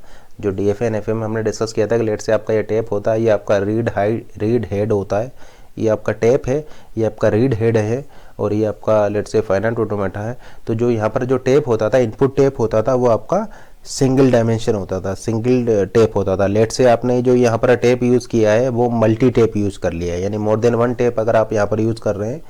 तो अब हम डिस्कस करने जा रहे हैं मल्टी टेप, यानी जो आपने यहाँ पर पहले सिंगल टेप का आप यूज़ कर रहे थे, अब लेट से आपने मल्टी टेप यहाँ पर यूज़ कर रहे हैं, यानी मल्टी टेप NFA DFA। तो क्या इस मल्टी टेप NFA DFA की power single tape DFA NFA से ज़्यादा होगी, या इस मल्टी टेप DFA NFA की पावर DFA NFA से ज़्यादा होगी? नहीं। आप यहाँ पर ऐसा बोल सकते हैं कि अगर आप इस टेप को मल्टी टेप भी ले लें तब भी इस मल्टी टेप DFA NFA की पावर आपका DFA और NFA के इक्वल ही होगी, क्योंकि आपका जो ये टेप है ये अभी भी आपका रीड ओनली है, रीड ओनली मोड में ही है, क्योंकि आपका जो ये हेड है ये कौन सा हेड है आपका, ये रीड हेड है, ये रीड हेड है, आप यहाँ पर स्टेप पर राइट नहीं कर सकते हैं। तो मल्टी टेप एनएफए डीएफए के केस में भी आपका ये केवल रीड हेड होगा, आप इसको राइट नहीं कर सकते हैं, यानी आपकी पावर्स में यहाँ पर कोई भी आपको एडवांटेज नहीं मिलेगा। तो हम ऐसा बोल सकते हैं कि मल्टी टेप डीएफए एनएफए इसकी पावर डीएफए एनएफए के इक्वली होगी, क्योंकि यहाँ पर भी आपका जो हेड है वो रीड ओनली मोड में है, यानी केवल रीड ही कर सकता है, राइट नहीं कर सकता है। लेकिन लेट से कि जो आपका जो रीड है वो अब लेफ्ट एंड राइट दोनों डायरेक्शन में मूव कर पा रहा है, मल्टी टेप है और लेफ्ट और राइट दोनों में मूव कर पा रहा है, लेकिन केवल रीड कर सकता है। तो क्या इसकी पावर इंक्रीज हो जाएगी? नहीं, अब भी इस मशीन की पावर डीएफए एनएफए के इक्वल ही रहेगी। इसका मतलब अगर आप टेप को मल्टी टेप कर दें, हेड को लेफ्ट एंड राइट दोनों डायरेक्शन में मूव करा दें, लेकिन हेड को केवल रीड ओनली कॉन्फ़िगरेशन पर रखें, हेड केवल आपका रीड कर सकता है, राइट नहीं कर सकता है, तब भी आपका उस मशीन की पावर एनएफए डीएफए के इक्वल ही रहेगी। लेकिन अगर आपने इस हेड को रीड ओनली कॉन्फ़िगरेशन यहाँ पर आप हटा देते हैं, यानी अब ये हेड है, ये जो हेड है ये रीड भी कर सकता है और राइट भी कर सकता है, तब इस मशीन की पावर बढ़ जाएगी और फिर इस मशीन की पावर इक्वल हो जाएगी ट्यूरिंग मशीन के। ठीक है ना। अगर आप इस हेड को रीड ओनली रिस्ट्रिक्शन आप हटा देते हैं, अब ये हेड जो है ये आपका रीड भी कर सकता है, राइट भी कर सकता है, तो फिर उस केस में इस मशीन की पावर ट्यूरिंग मशीन के इक्वल हो जाएगी। तो आपने यहाँ पर क्या देखा कि अगर जो हेड है वो हेड आपका रीड भी कर सकता है और राइट भी कर सकता है, तो फिर आपका जो डीएफए एनएफए है उसकी पावर, तो फिर आपकी जो मशीन है, देख डीएफए एनएफए के केस में आपका जो हेड है वो केवल रीड कर सकता है, लेकिन अगर आपका जो हेड है वो रीड के साथ साथ लेट से आपका राइट भी कर सकता है, तो फिर आपका उस मशीन की पावर इक्वल हो जाएगी ट्यूरिंग मशीन के, क्योंकि अब आपका मशीन की पावर बढ़ जाएगी, क्योंकि अब आप उस टेप पर रीड भी कर सकते हैं और राइट भी कर सकते हैं। एंड लेट से आपका जो टेप है, इस टेप पर आप रीड भी कर सकते हैं, राइट भी कर सकते हैं, और मूवमेंट भी आपका दोनों डायरेक्शन में कर सकते हैं, लेफ्ट भी कर सकते हैं, राइट भी कर सकते हैं। अब भी इसकी पावर ट्यूरिंग मशीन की इक्वल ही होगी। ठीक है ना। देखिए आपके कुछ केसेस डिस्कस करते हैं।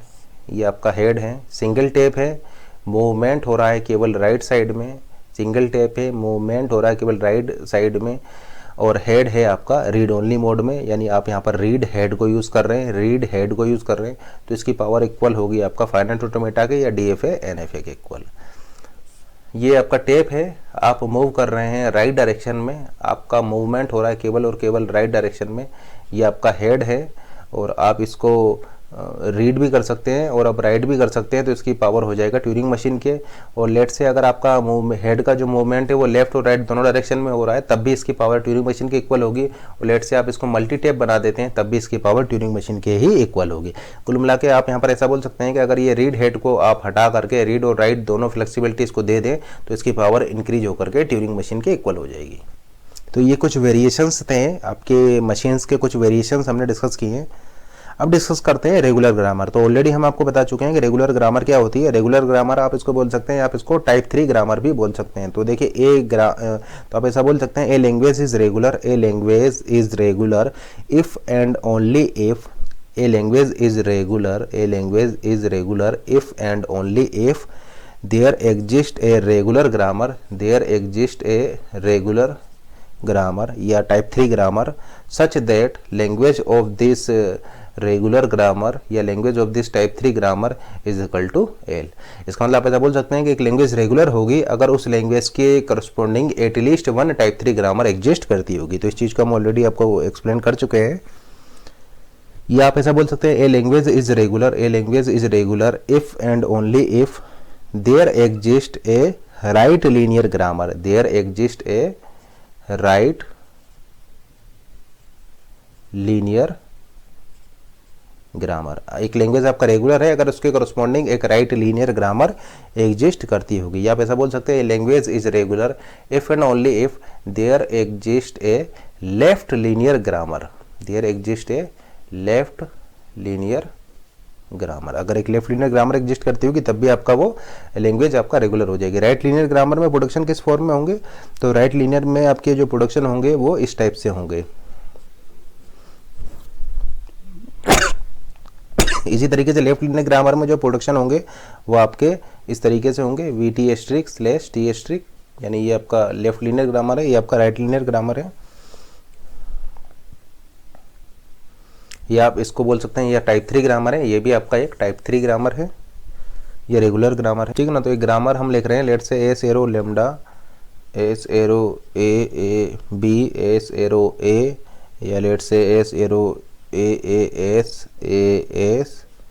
And let say B. तो ये आपका टाइप 3 ग्रामर होगी, क्योंकि ये कौन सी ग्रामर है, ये आपका राइट लीनियर ग्रामर है, ये आपका राइट लीनियर ग्रामर है। तो आप ऐसा बोल सकते हैं ये एक रेगुलर ग्रामर होगी या एक टाइप 3 ग्रामर होगी, उसकी लैंग्वेज एक रेगुलर लैंग्वेज होगी। तो हम ऐसा बोल सकते हैं for every left linear grammar there exist an equivalent right linear grammar and vice versa. यानी एक लेफ्ट लीनियर ग्रामर को आप कन्वर्ट कर सकते हैं एक राइट लीनियर ग्रामर में, या एक राइट लीनियर ग्रामर को आप कन्वर्ट कर सकते हैं लेफ्ट लीनियर ग्रामर में। तो for every left linear grammar there exist an equivalent right linear grammar and vice versa, ठीक है ना। यहाँ पर ये भी बोल सकते हैं कि grammar is said to be regular grammar, यानी grammar is said to be regular grammar, a grammar is said to be regular grammar if and only if there exists a machine there exist a finite automata. अब ये finite automata क्या हो सकता है आपका, DFA भी हो सकता है और एनएफए भी हो सकता है। If there exist a finite automata M such that language of this finite automata is equal to language of this grammar G. यानी a grammar is said to be right regular grammar, a grammar is said to be regular grammar या type 3 grammar if and only if there exist a machine finite automata DFA NFA such that language of this machine is equal to language of this grammar. And language of this machine और या language of this grammar को आप बोलेंगे regular language. अब देखिए अगर आपको एक मशीन गिवन है, एक फाइनाइट ऑटोमेटा आपको गिवन है, तो उसके करस्पॉन्डिंग आप एक रेगुलर ग्रामर को किस तरीके से लिखेंगे।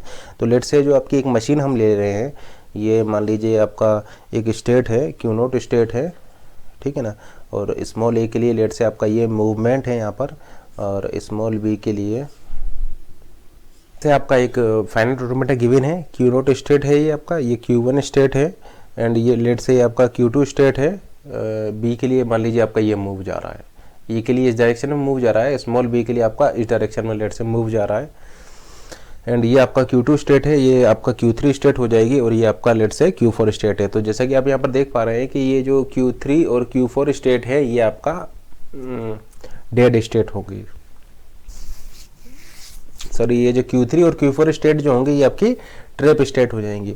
देखिए ट्रैप स्टेट और डेड स्टेट में क्या डिफरेंस है, तो आप ऐसा बोल सकते हैं कि ट्रैप स्टेट वो स्टेट होती है जिस पर कि अगर आप एक बार पहुंच जाते हैं, जिस पर कि अगर आप एक बार पहुंच जाएं तो फिर आप उसी स्टेट पर रहें। जैसे कि एक आपका यह स्टार्टिंग स्टेट है, आपने यहाँ से स्टार्ट किया और आप लेट से ये फाइनल स्टेट है, और ये लूप है ए और बी के लिए, एंड लेट से आप बी के लिए आप जा रहे हैं और फिर इस वाली स्टेट पर आप आ जा रहे हैं, और फिर ए और बी के लिए आपका ये मूव है। तो आप क्या बोल सकते हैं कि ये जो स्टेट होगी ये आपका एक ट्रैप स्टेट होगी, क्योंकि अगर आप एक बार अगर आप इस स्टेट पर आ जाते हैं तो फिर इसी स्टेट पर रहेंगे, हमेशा इसी स्टेट पर रहेंगे, तो इसको बोला जाता है ट्रैप स्टेट। यानी आप क्या हो गए, ट्रैप हो गए। देखिए अगर आप एक बार इस स्टेट पर आ गए तो फिर आप इसी स्टेट पर रहेंगे, तो ये आप क्या हो गए, यहाँ पर ट्रैप हो गए। तो ये ट्रैप स्टेट हो जाएगी, क्योंकि आप यहाँ पर ट्रैप हो जाएंगे और फिर आपका यहाँ पर रिजेक्ट हो जाएगा ना, क्योंकि ये आपका फाइनल स्टेट नहीं है, ये आपका फाइनल स्टेट नहीं है। तो अगर आप एक बार इस ट्रैप स्टेट पर आ गए, अब इसी स्टेट पर आप रहेंगे, और चूंकि ये फाइनल भी नहीं है तो आप ऐसा बोलेंगे कि आपका वो जो स्ट्रिंग है वो रिजेक्ट होगी, ठीक है ना। देखिए अगर एक बार आप इसी स्टेट पर आ गए तो आप इसी स्टेट पर रहेंगे, और ये चूंकि नॉन फाइनल स्टेट है तो आपकी स्ट्रिंग आपका रिजेक्ट हो जाएगी। यानी आप ऐसा बोल सकते हैं कि इस स्टेट पर आप ट्रैप हो चुके हैं। ये ट्रैप स्टेट नहीं है, क्योंकि ये आपका कौन सी स्टेट है, ये फाइनल स्टेट है। तो फाइनल स्टेट ठीक है ना, तो ये आपकी ट्रैप नहीं होगी, क्योंकि ये आपका फाइनल स्टेट है। लेकिन ये ट्रैप स्टेट है, क्योंकि एक बार आप इस स्टेट पर आ गए तो फिर आप ट्रैप हो जाएंगे, और ये चूंकि नॉन फाइनल है तो आप ऐसा बोल सकते हैं कि आपका जो स्ट्रिंग है वो रिजेक्ट हो जाएगी। अब डेड स्टेट क्या होगी, डेड स्टेट एक ऐसी स्टेट है जिस पर कि आप पहुँच ही नहीं सकते हैं, ठीक है ना। जैसे कि लेट से आपने लिया स्मॉल ए, और ये हो गया आपका A, B, and let say ये आपका होता B, और ये कोई स्टेट होती, एंड लेट से A और B के लिए आपका मूव इस तरीके से डिफाइन है, एंड लेट से B के लिए आपका ये मूव है। तो इस स्टेट को हम बोलेंगे डेड स्टेट। ये आपकी डेड स्टेट है, क्योंकि इस स्टेट पर आप नहीं पहुंच सकते हैं, स्टार्टिंग स्टेट से आप इस डेड स्टेट पर कभी नहीं पहुंच सकते हैं। तो ये डेड स्टेट और ट्रैप स्टेट में क्या डिफरेंस है आपको क्लियर हो गया होगा। ट्रैप स्टेट पर आप पहुंच सकते हैं, लेकिन वहां पहुंच करके आप ट्रैप हो जाएंगे, उससे बाहर नहीं निकल पाएंगे, और डेड स्टेट पर तो आप पहुंच ही नहीं सकते हैं, यानी रीचेबिलिटी नहीं होगी। तो आप ऐसा बोल सकते हैं कि ये जो ट्रैप स्टेट और डेड स्टेट आपके किसी काम की नहीं है, क्योंकि अगर स्ट्रिंग को आपको एक्सेप्ट कराना है या इस मशीन की लैंग्वेज लिखनी है तो इस मशीन की लैंग्वेज में इस मशीन की लैंग्वेज में आपकी ये ट्रैप स्टेट और डेड स्टेट पार्टिसिपेट नहीं करेंगी। जैसे कि देखिए इस मशीन की अगर आप लैंग्वेज लिखेंगे तो लैंग्वेज क्या हो जाएगा, लैंग्वेज हो जाएगा आपका ए और आपका फिर ये ए प्लस बी क्लोजर, यानी लैंग्वेज में आपका ये ट्रैप स्टेट पार्टिसिपेट ही नहीं कर रही है, ठीक है ना। तो अगर आप इसको रिमूव भी कर दें तो आपका यहाँ पर कोई फर्क नहीं पड़ने वाला। लेट से आपने रिमूव कर दिया तब भी देखिए कोई फर्क नहीं पड़ रहा है यहाँ पर। उसी तरीके से ये जो डेड स्टेट है इसके केस में भी आपका जो लैंग्वेज है वो यही रहेगा, यानी ये भी आपका पार्टिसिपेट नहीं करेगी इसमें, यानी इसको भी अगर आप रिमूव कर दें तो भी यहाँ पर कोई फर्क नहीं पड़ने वाला है। इसका मतलब ये ट्रैप स्टेट और डेड स्टेट जो है ये हमारे किसी भी काम की नहीं है। तो जैसा कि आप यहाँ पर देख पा रहे हैं ये स्टेट जो है ये भी ट्रैप स्टेट है और ये वाली स्टेट भी आपका ट्रैप स्टेट है। यहाँ पर जो हमने मूवमेंट डिफाइन किया है वो डिफाइन किया है इस लैम्डा के लिए। तो एक ये मशीन है और इस मशीन के करस्पॉन्डिंग हम लिखने जा रहे हैं ग्रामर, एक रेगुलर ग्रामर। तो देखिए क्या कैसे लिखेंगे, ये जो स्टार्टिंग स्टेट है लेट से इसको आप कैपिटल एस मान लीजिए, स्टार्टिंग स्टेट को आप कैपिटल एस मान लीजिए। ये मान लीजिए कि आपका जो है कैपिटल ए स्टेट है, इसको कैपिटल ए मान लीजिए।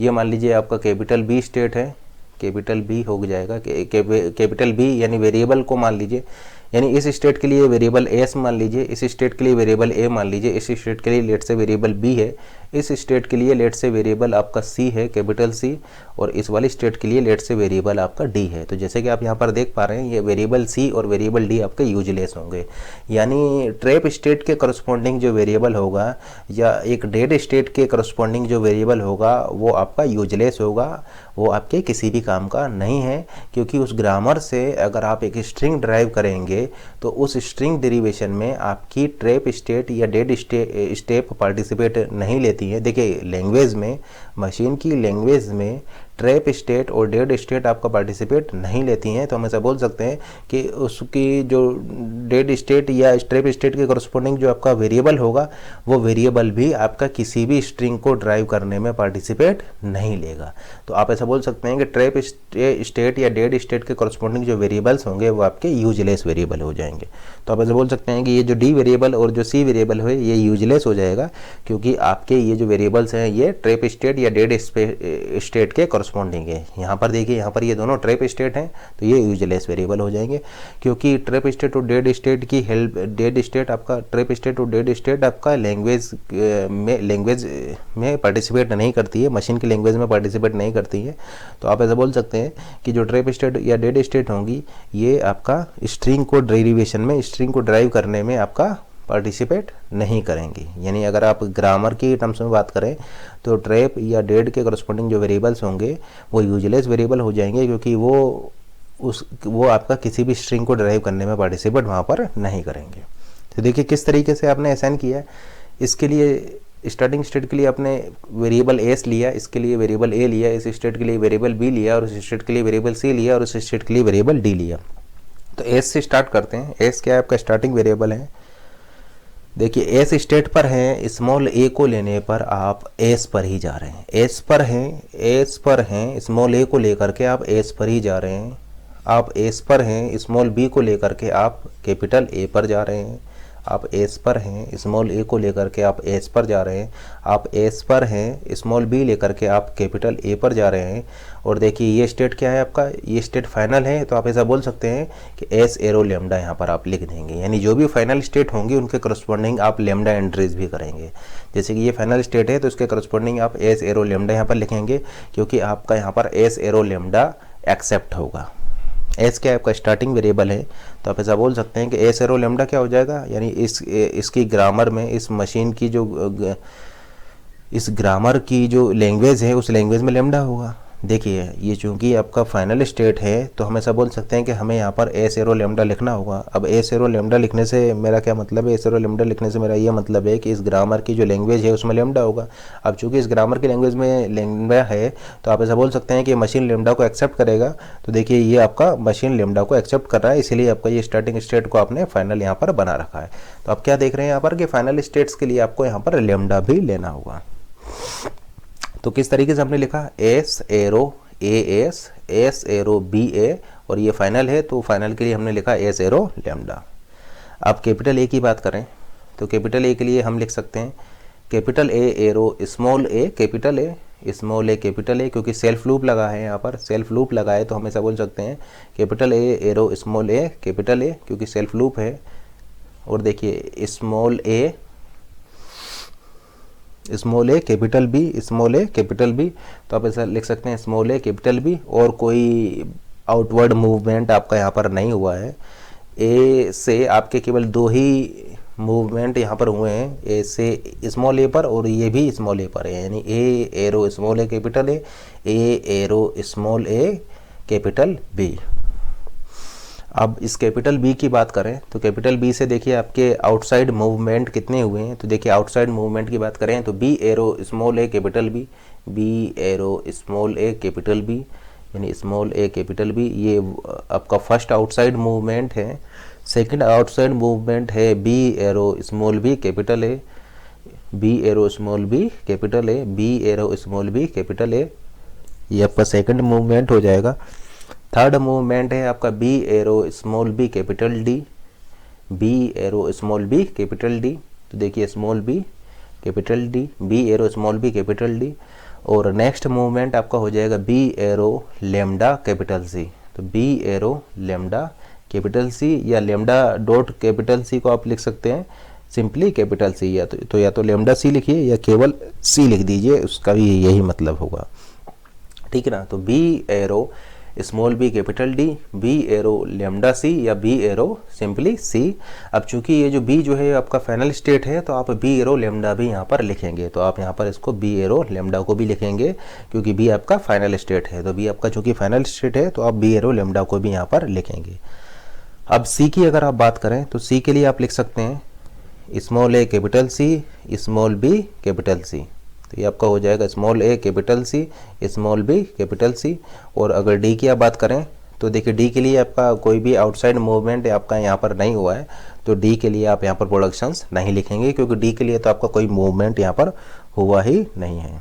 अब जैसा कि आप यहाँ पर देख पा रहे हैं कि ये जो ग्रामर है, ये ग्रामर हो गई आपकी इस मशीन के करस्पॉन्डिंग, और ये कौन सी ग्रामर है, ये आपका एक टाइप 3 या एक रेगुलर ग्रामर है। तो इस फाइनाइट ऑटोमेटा के करस्पॉन्डिंग एक रेगुलर ग्रामर आप इस तरीके से लिख सकते हैं, जैसा कि आप यहाँ पर देख पा रहे हैं कि लेट से ग्रामर अगर जी है तो, और इस मशीन की जो लैंग्वेज, ये मशीन लेट से आपका एम है, तो language of this machine M, let say आपका जो लैंग्वेज है ये एल है, तो language of this machine M is equal to L is equal to language of this grammar G. और ये आपका एक रेगुलर ग्रामर है, ये आपका एक फाइनाइट ऑटोमेटा है, और ये आपका एक रेगुलर लैंग्वेज है।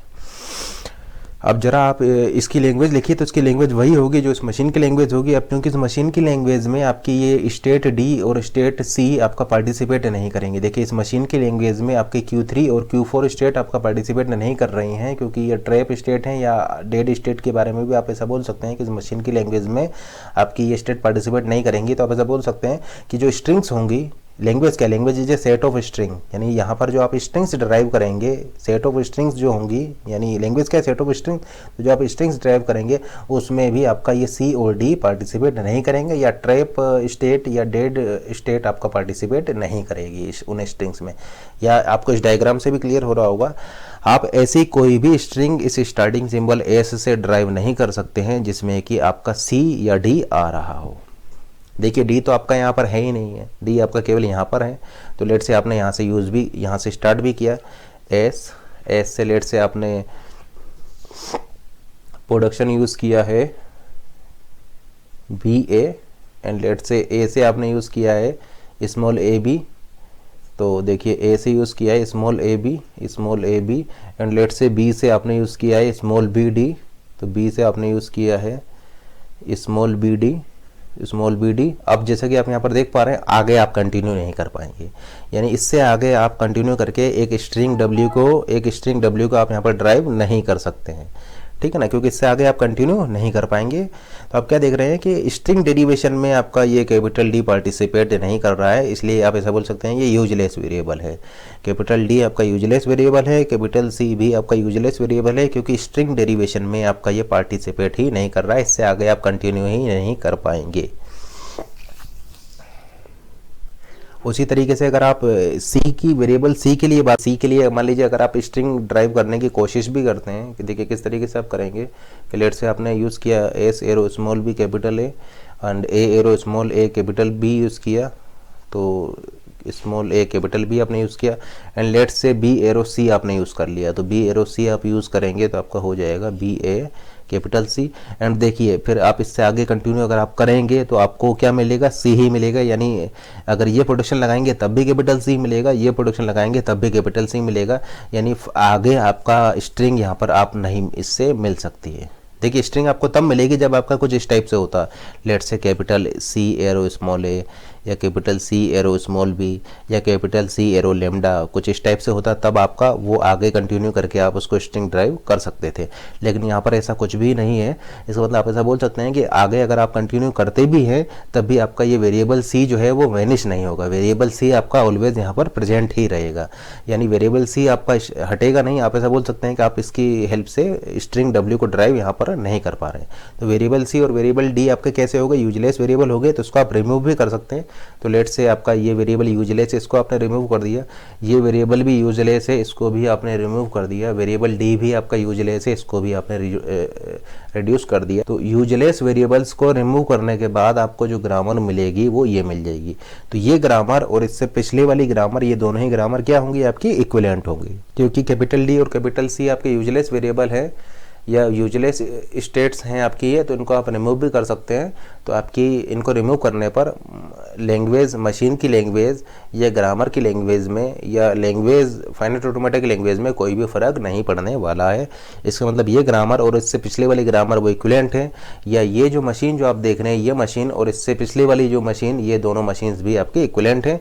तो आप यूजलेस वेरिएबल या इन ट्रैप और डेड स्टेट को रिमूव कर देंगे तो आपका उस फाइनाइट ऑटोमेटा की लैंग्वेज में या उस मशीन की लैंग्वेज में या इस ग्रामर की लैंग्वेज में कोई भी फ़र्क यहाँ पर नहीं पड़ने वाला है। अगर आप ग्रामर में से यूजलेस वेरिएबल को हटा दें और मशीन में से ट्रैप या डेड स्टेट को हटा दें तो लैंग्वेज में कोई फ़र्क आपको नहीं पड़ने वाला है। ये फाइनाइट ऑटोमेटा के करस्पॉन्डिंग एक रेगुलर ग्रामर आप लिख सकते हैं ये प्रोसीजर लगाकर। तो किस तरीके से आपने लिखा है यहाँ पर, देखिए इस तरीके से लिखा कि लेट से अगर आपका लूप है स्मॉल, एक टर्मिनल पर अगर आपका लूप है एंड लेट से ये आपका वेरिएबल होता ए, तो आप यहाँ पर A arrow small A capital A लगा देते। ये क्या बता रहा है, ये बता रहा है कि आपका ये लूप है एंड लेट से आपका कोई स्मॉल बी के लिए कोई एक और यहाँ पर मूवमेंट जा रहा है, कैपिटल स्मॉल बी के लिए आपका मूवमेंट जा रहा है इस बी पर, तो आप यहाँ पर लिखेंगे A arrow small B capital B, small B capital B. And late say अगर आपका ये फाइनल स्टेट होता तो फिर आप ए एरो लेमडा को भी यहाँ पर लिख देते, तो ए एरो लेमडा को आपने यहाँ पर लिख दिया। एंड लेट से अगर ये मूवमेंट जा रहा होता आपका लेमडा पर, क्योंकि एनएफए में लेमडा मूव अलाउड होते हैं, तो लेट से आपका एनएफए होता और अगर ये लेमडा पर आपका मूव जा रहा होता तो फिर आप यहाँ पर लिखते ए एरो लेमडा बी या सिंपली ए एरो बी।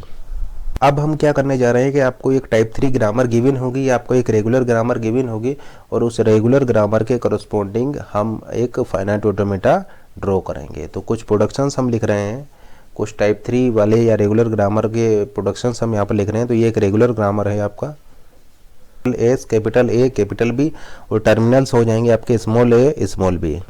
अब हम एक रेगुलर ग्रामर के लिए फाइनाइट ऑटोमेटा ड्रॉ कर रहे हैं। तो एक रेगुलर ग्रामर या टाइप 3 ग्रामर के लिए आप किस तरीके से फाइनाइट ऑटोमेटा ड्रॉ करेंगे, तो ये जो इससे पहले जो हमने प्रोसेस बताया था उस प्रोसेस का जस्ट रिवर्स है। देखिए आप स्टार्ट करेंगे स्टार्टिंग सिंबल से, यानी मशीन में आप स्टार्ट करेंगे स्टार्टिंग स्टेट से। स्टार्टिंग सिंबल से स्टार्ट करने का मतलब है कि मशीन में आप स्टार्ट करेंगे स्टार्टिंग स्टेट से। ये स्टार्टिंग स्टेट से आपने स्टार्ट किया, स्मॉल ए लेने पर आप जा रहे हैं, स्मॉल ए लेने पर आप जा रहे हैं, देखिए स्मॉल ए लेने पर आप जा रहे हैं इस कैपिटल ए पर, और एस एरो लेमडा है, एस एरो लेमडा है, इसका मतलब ये स्टेट आपकी फाइनल होगी क्योंकि एस एरो लेमडा है यहाँ पर। एस एरो बी एस है, इसका मतलब बी के लिए यहाँ पर आपका सेल्फ लूप होगा, बी के लिए आपका यहाँ पर सेल्फ लूप होगा। अब देखिए ए की बात करें, ए एरो स्मॉल ए कैपिटल बी, यानी स्मॉल ए लेने पर आप चले जाएंगे कैपिटल बी पर, और स्मॉल बी लेने पर आप जा रहे हैं, देखिए स्मॉल बी लेने पर आप जा रहे हैं ए पर ही, यानी स्मॉल बी पर आपका यहाँ पर लूप होगा। अब बी की बात करें, बी पर स्मॉल ए लेने पर आप जा रहे हैं एस पर, तो बी पर स्मॉल ए लेने पर आप जा रहे हैं एस पर, और बी पर स्मॉल बी लेने पर आप बी पर ही हैं, यानी स्मॉल बी पर आपके लिए स्मॉल बी पर आपका यहाँ पर लूप हो जाएगा। तो इस रेगुलर ग्रामर के लिए आप एक फाइनाइट ऑटोमेटा इस तरीके से ड्रॉ, ये आपका क्या बता रहा है, ये आपका बता रहा है कि जो स्ट्रिंग है, स्ट्रिंग में आपका जो नंबर ऑफ ए है वो 3 के मल्टीपल होंगे। यानी इस मशीन की लैंग्वेज क्या हो जाएगी या इस ग्रामर की लैंग्वेज क्या हो जाएगी, तो ग्रामर या इस मशीन की लैंग्वेज हो जाएगा number of A in string W is equal to multiple of 3। Number of A in W is a multiple of 3, या आप ऐसा बोल सकते हैं कि number of A in W mod 3 is equal to 0। यानी इस मशीन की जो लैंग्वेज है या इस ग्रामर की जो लैंग्वेज होगी उसमें आपकी स्ट्रिंग्स किस टाइप की होंगी, आप ऐसा बोल सकते हैं ये जो मशीन है, accept this machine accept set of all strings in which number of A is a multiple of 3, या number of A mod 3 is equal to 0। इसी तरीके से आप यहाँ पर बोल सकते हैं कि language of this grammar is equal to set of all strings in which number of A is a multiple of 3, या number of A mod 3 is equal to 0। जैसे कि आप यहाँ पर एक स्ट्रिंग ले सकते हैं, स्ट्रिंग आपने ली let say A B B, 2 बार लूप लिया, ए फिर B and late say A and B B, तो आपका ये स्ट्रिंग को ये एक्सेप्ट करेगा। तो इस string number of A count कीजिए, नंबर ऑफ ए क्या है, नंबर ऑफ ए है आपके यहाँ पर 3, यानी number of A is a multiple of 3, या नंबर ऑफ ए काउंट करके ये लेट से स्ट्रिंग ए है, तो number of A in this W is equal to क्या है आपका यहाँ पर 3 है, तो आपका ये इन दोनों कंडीशंस को सेटिस्फाई कर रहा है, तो ये इस मशीन की लैंग्वेज हो जाएगा। जैसे कि स्ट्रिंग अगर आप लेमडा ले लेते हैं तो लेमडा में नंबर ऑफ ए कितने हैं, नंबर ऑफ ए हो जाएंगे आपके 0, तो आप ऐसा बोल सकते हैं कि 0 जो होगा वो देखिए 3 का मल्टीपल है, या मोड 3 करने पर आपको रिमाइंडर 0 मिल रहा है, तो ये आपका ये वाली स्टेट जो होगी वो फाइनल हो जाएगी, यानी ये आपका जो है ये लेमडा को भी ये एक्सेप्ट कर रहा है। अब लेट से आपका यहाँ पर एक और प्रोडक्शन होता, लेट से प्रोडक्शन होता एस एरो स्मॉल ए, तो एस एरो स्मॉल ए के लिए आप क्या लिखते हैं, तो देखिए इसको आप क्या लिख सकते हैं, इसको देखिए आप इस तरीके से लिख सकते हैं, आप इसको लिख सकते हैं एस एरो स्मॉल ए, एक नया वेरिएबल मान लेते हैं capital X and capital x arrow lambda, क्योंकि अगर आप कैपिटल एक्स की जगह पर लेमडा यहाँ पर पुट कर देंगे तो आपको एस एरो ए मिल जाएगा। देखिए इसको देखिए, आप एक्स की जगह पर लेमडा अगर यहाँ पुट कर देंगे तो आपको एस एरो ए मिल जाएगा, यानी एस एरो स्मॉल ए के लिए अगर आप एक्स एरो लेमडा को यहाँ पर पुट कर देंगे तो आपको एस एरो स्मॉल ए यहाँ पर मिल जाएगा। यानी एस एरो स्मॉल ए के लिए आप ऐसा बोल सकते हैं कि अगर एस एरो स्मॉल ए आपका है तो स्मॉल ए के लिए आप मूव डिफाइन कीजिए, स्मॉल ए के लिए आप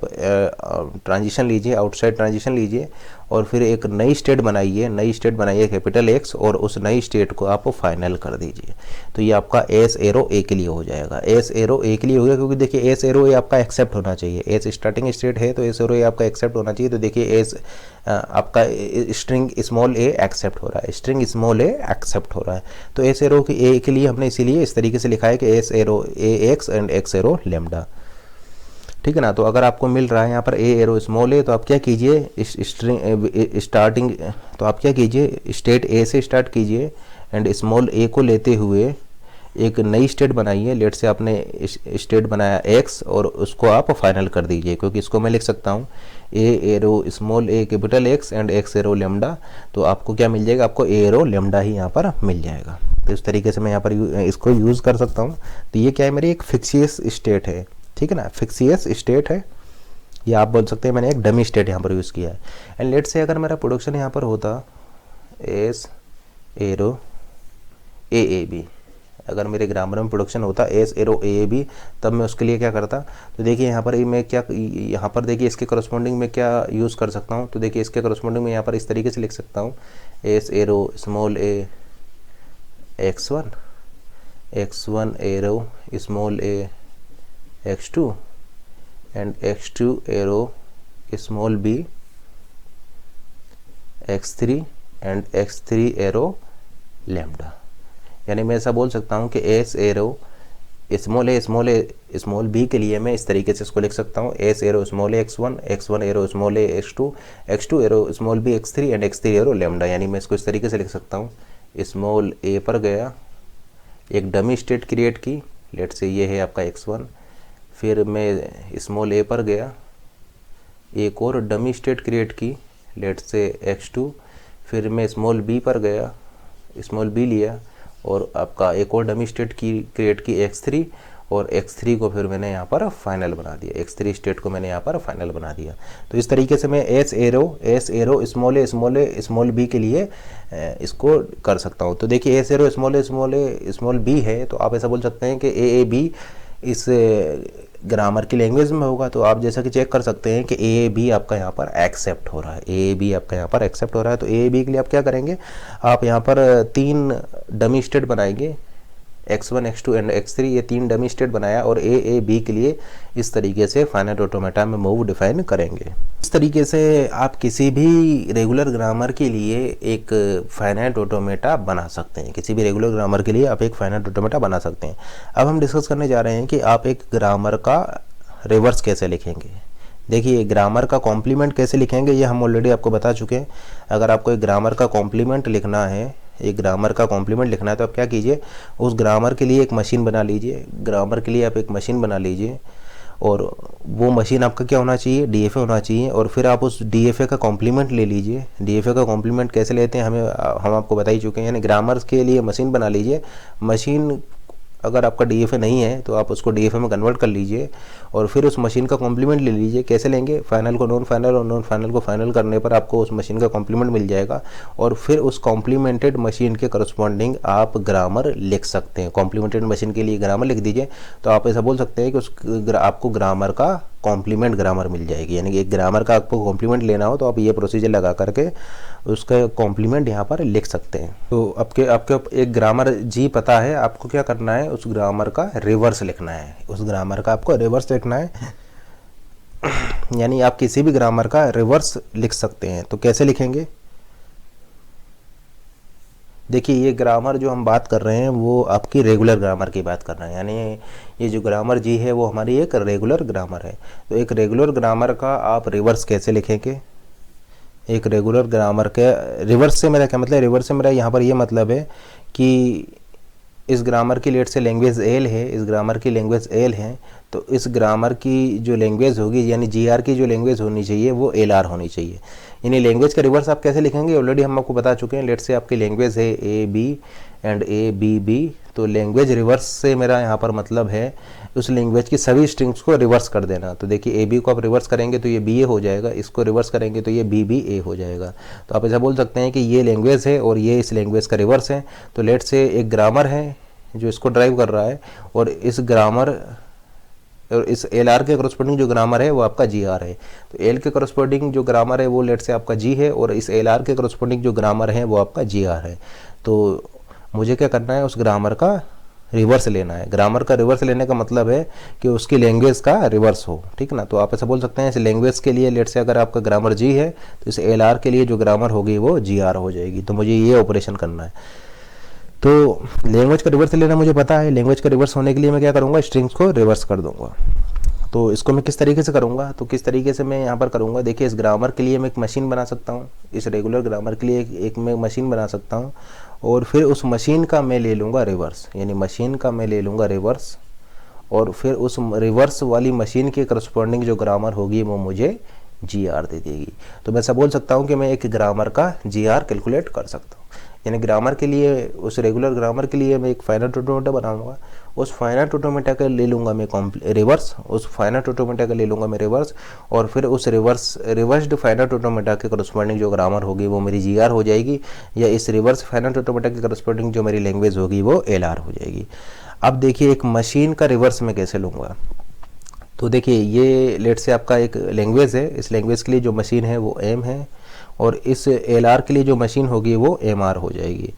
तो आप क्या यहाँ पर देख पा रहे हैं कि ये जो मशीन है ये किस टाइप की स्ट्रिंग को एक्सेप्ट कर रहा है। ये एक्सेप्ट करेगा स्मॉल a स्मॉल b और AAB को। यानी आप ऐसा बोल सकते हैं कि ये मशीन M जो होगी वो देखिए आपका एक स्टेट से स्टार्ट करेगी, एक स्टार्टिंग स्टेट से स्टार्ट करेगा, फिर स्मॉल a को प्रोसेस करेगा एंड फिर आपका स्मॉल b को प्रोसेस करेगा और आपका ये फाइनल स्टेट पर आ जाएगा, आपका ये फाइनल स्टेट पर आ जाएगा। जबकि LR में क्या होगा, LR में इसका रिवर्स प्रोसेस हो रहा है। यानी आप ऐसा बोल सकते हैं कि ये इस फाइनल स्टेट से स्टार्ट करेगा एंड फिर आपका ये B को प्रोसेस करेगा एंड फिर आपका ये A को प्रोसेस करेगा एंड देन आपका ये एक्सेप्ट हो जाएगा। यानी आप देख पा रहे होंगे कि इसको रिवर्स डायरेक्शन में इसको प्रोसेस करना है, मशीन को अब स्ट्रिंग को रिवर्स डायरेक्शन में प्रोसेस करना है। यानी जो स्टार्टिंग स्टेट है उसको आप फाइनल बना देंगे, फाइनल स्टेट को स्टार्टिंग स्टेट बना देंगे, स्टार्टिंग स्टेट को आप फाइनल बना देंगे, फाइनल स्टेट को आप स्टार्टिंग स्टेट बना देंगे, और ये जो एरो हैं इन एरो की डायरेक्शन भी आप रिवर्स कर देंगे। और लेट से आप अगर आपको कोई सेल्फ लूप है तो सेल्फ लूप की डायरेक्शन आप चेंज करके ये कर देंगे, तो सेल्फ लूप के केस में कोई फ़र्क नहीं पड़ेगा। ये सेल्फ लूप की डायरेक्शन ऐसे थी, आपने इसको चेंज करके ऐसे कर दिया, लेकिन दोनों ही केसेस में आपका ये सेल्फ लूप ही रहेगा। लेकिन अगर एरो है तो वो इस डायरेक्शन में हो जाएगा, इस डायरेक्शन में कोई एरो था तो वो इस डायरेक्शन में हो जाएगा। तो आप ऐसा बोल सकते हैं कि मशीन का रिवर्स आप किस तरीके से लेंगे, exchange initial state and final state, initial states को एंड फाइनल स्टेट को आप एक्सचेंज कर देंगे, इनिशियल को आप फाइनल बना दीजिए, फाइनल स्टेट को इनिशियल बना दीजिए, and exchange initial state and final state, reverse all the arrows leaving the label as it is, reverse all the arrow leaving the labels as it is. Labels को आप change मत कीजिए, जो labels है वही label आपका रहेगा, लेकिन लेबल्स को वही रखते हुए आप एरो की डायरेक्शन जो है वो रिवर्स कर देंगे, reverse all the arrows leaving the labels as it is. तो ऐसा करने पर आपको उस मशीन का रिवर्स मिल जाएगा, और फिर उस रिवर्स मशीन के कॉरस्पॉन्डिंग आप एक ग्रामर लिख दीजिए या लैंग्वेज लिख दीजिए, तो आपको उस लैंग्वेज का रिवर्स या उस ग्रामर का रिवर्स मिल जाएगा। क्योंकि यहाँ पर जो मशीन होगी वो ए बी को एक्सेप्ट करेगी, यहाँ पर जो मशीन होगी वो बी ए को एक्सेप्ट करेगा, यानी ये रिवर्स डायरेक्शन से स्टार्ट करेगी। यानी यहाँ पर ये एक्सेप्टिंग स्टेट पर होना चाहिए, बी को प्रोसेस करने के बाद ये एक्सेप्टिंग स्टेट पर होना चाहिए, तो वो आपका यहाँ पर स्टार्टिंग स्टेट होगी। और आपका यहाँ से ए से इसने स्टार्ट किया था और वो आपका यहाँ पर फाइनल स्टेट होगी, इसलिए इनिशियल और फाइनल स्टेट को हमने एक्सचेंज कर दिया है और एरो को भी रिवर्स कर दिया है, ताकि आप इसको रिवर्स डायरेक्शन में प्रोसेस कर पाएँ। तो लेट से आपके पास एक ग्रामर है आपका S arrow small A capital A slash small B capital B and capital A arrow करें। तो ए पर स्मॉल ए के लिए आपका लूप है, स्मॉल बी के लिए भी लूप है, और आपका चूंकि एरो लेमडा है तो ये आपका फाइनल स्टेट हो जाएगा।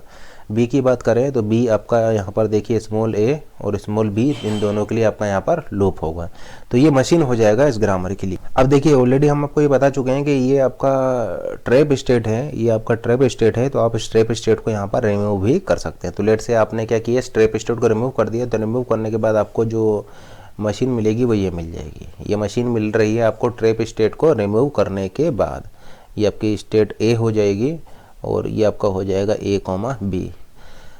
और या फिर आप ऐसा बोल सकते हैं ये जो बी जो है, ये जो वेरिएबल बी जो है ये आपका यूजलेस वेरिएबल है, ये आपका यूजलेस वेरिएबल है। तो इसके इक्विवेलेंट ग्रामर आप इसके इक्विवेलेंट ग्रामर आप लिख सकते हैं S arrow small A capital A, ये यूजलेस था तो आपने इसको हटा दिया, A arrow small A capital A slash B A slash lambda, और ये आपका यूजलेस हो जाएगा। तो ये ग्रामर और ये ग्रामर दोनों ही ग्रामर इक्विवेलेंट है, क्योंकि यूजलेस वेरिएबल बी को अगर आप हटा देंगे तो आपको ये मिल जाएगा। या मशीन के टर्म्स में अगर आप बात करें तो ये दोनों मशीन्स भी इक्विवेलेंट होगी, या तो आप इसको यूज़ कर सकते हैं या फिर इसको यूज़ कर सकते हैं, क्योंकि ये ट्रैप स्टेट थी तो आप इसको हटा सकते हैं। अब हम क्या करने जा रहे हैं, इस मशीन का ले रहे हैं रिवर्स, इस मशीन का हम रिवर्स ले रहे हैं। लेट्स से मशीन एम है तो हम यहाँ पर लिखने जा रहे हैं मशीन रिवर्स। तो क्या करेंगे, हम आपको पहले ही बता चुके हैं, क्योंकि मशीन एम स्टार्ट कर रही थी स्टार्टिंग से और फाइनल पर पहुंच रही थी, स्टार्टिंग से स्टार्ट कर कर फाइनल पर पहुंच रही थी। एमआर क्या करेगी, फाइनल से स्टार्ट करेगी और स्टार्टिंग पर आएगी, यानी ये स्टार्टिंग से स्टार्ट करके फाइनल पर पहुंच रही थी, ये एमआर वाली मशीन फाइनल से स्टार्ट करेगी और स्टार्टिंग पर आएगी, यानी ये स्टार्ट करके फाइनल पर पहुंच रही थी, ये आपका फाइनल से स्टार्ट करेगी और स्टार्टिंग पर आएगी। तो एमआर के केस में आप क्या करेंगे, यहाँ पर जो स्टार्टिंग स्टेट थी उसको आप फाइनल कर देंगे, यानी देखिए ये स्टार्टिंग स्टेट है तो ये आपका फाइनल हो गया, और जो स्टार्टिंग स्टेट थी वो फाइनल कर दिया, और जो फाइनल स्टेट थी उसको आपने स्टार्टिंग कर दिया, यानी स्टार्टिंग को फाइनल, फाइनल को स्टार्टिंग कर दिया। उसके बाद में लेबल्स को आपको एज इट इज रखना है, तो ये लूप आपका इस डायरेक्शन में था, आपने इसको चेंज कर दिया, एरोज को आपको रिवर्स कर देना है, लेबल्स को एज इट इज रखना है।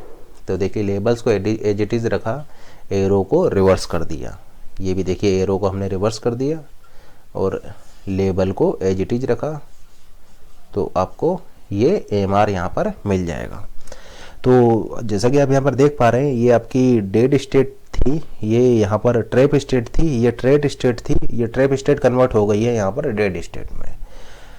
तो यहाँ पर ये डेड स्टेट थी, एमआर में ये आपका डेट, यहाँ पर ये ट्रैप स्टेट थी, ये स्टेट बी जो थी वो एक ट्रैप स्टेट थी, वो कन्वर्ट हो गई है एमआर में एक डेड स्टेट में।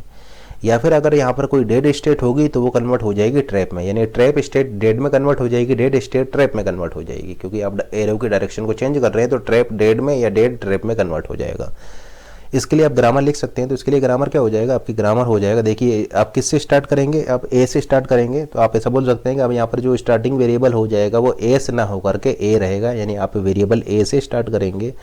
ए से स्टार्ट कीजिए, small A capital A slash small B capital A slash small A capital S small A capital S, यानी आपने ए से स्टार्ट किया। फिर एस जो है वो आपका फाइनल है, तो आप लिखेंगे यहाँ पर S arrow lambda, S arrow lambda, और फिर बी के लिए आप लिख सकते हैं B arrow small B capital B small ए capital B small B capital S. तो ये आपकी ग्रामर हो जाएगी। तो आप ऐसा बोल सकते हैं अगर ये ग्रामर जी है तो ये आपका जी आर हो जाएगी। और लैंग्वेज भी इसका रिवर्स हो गई, अगर लेट से आपकी जो लैंग्वेज है वो यहाँ पर एल है तो इसकी लैंग्वेज आपका हो जाएगी L R.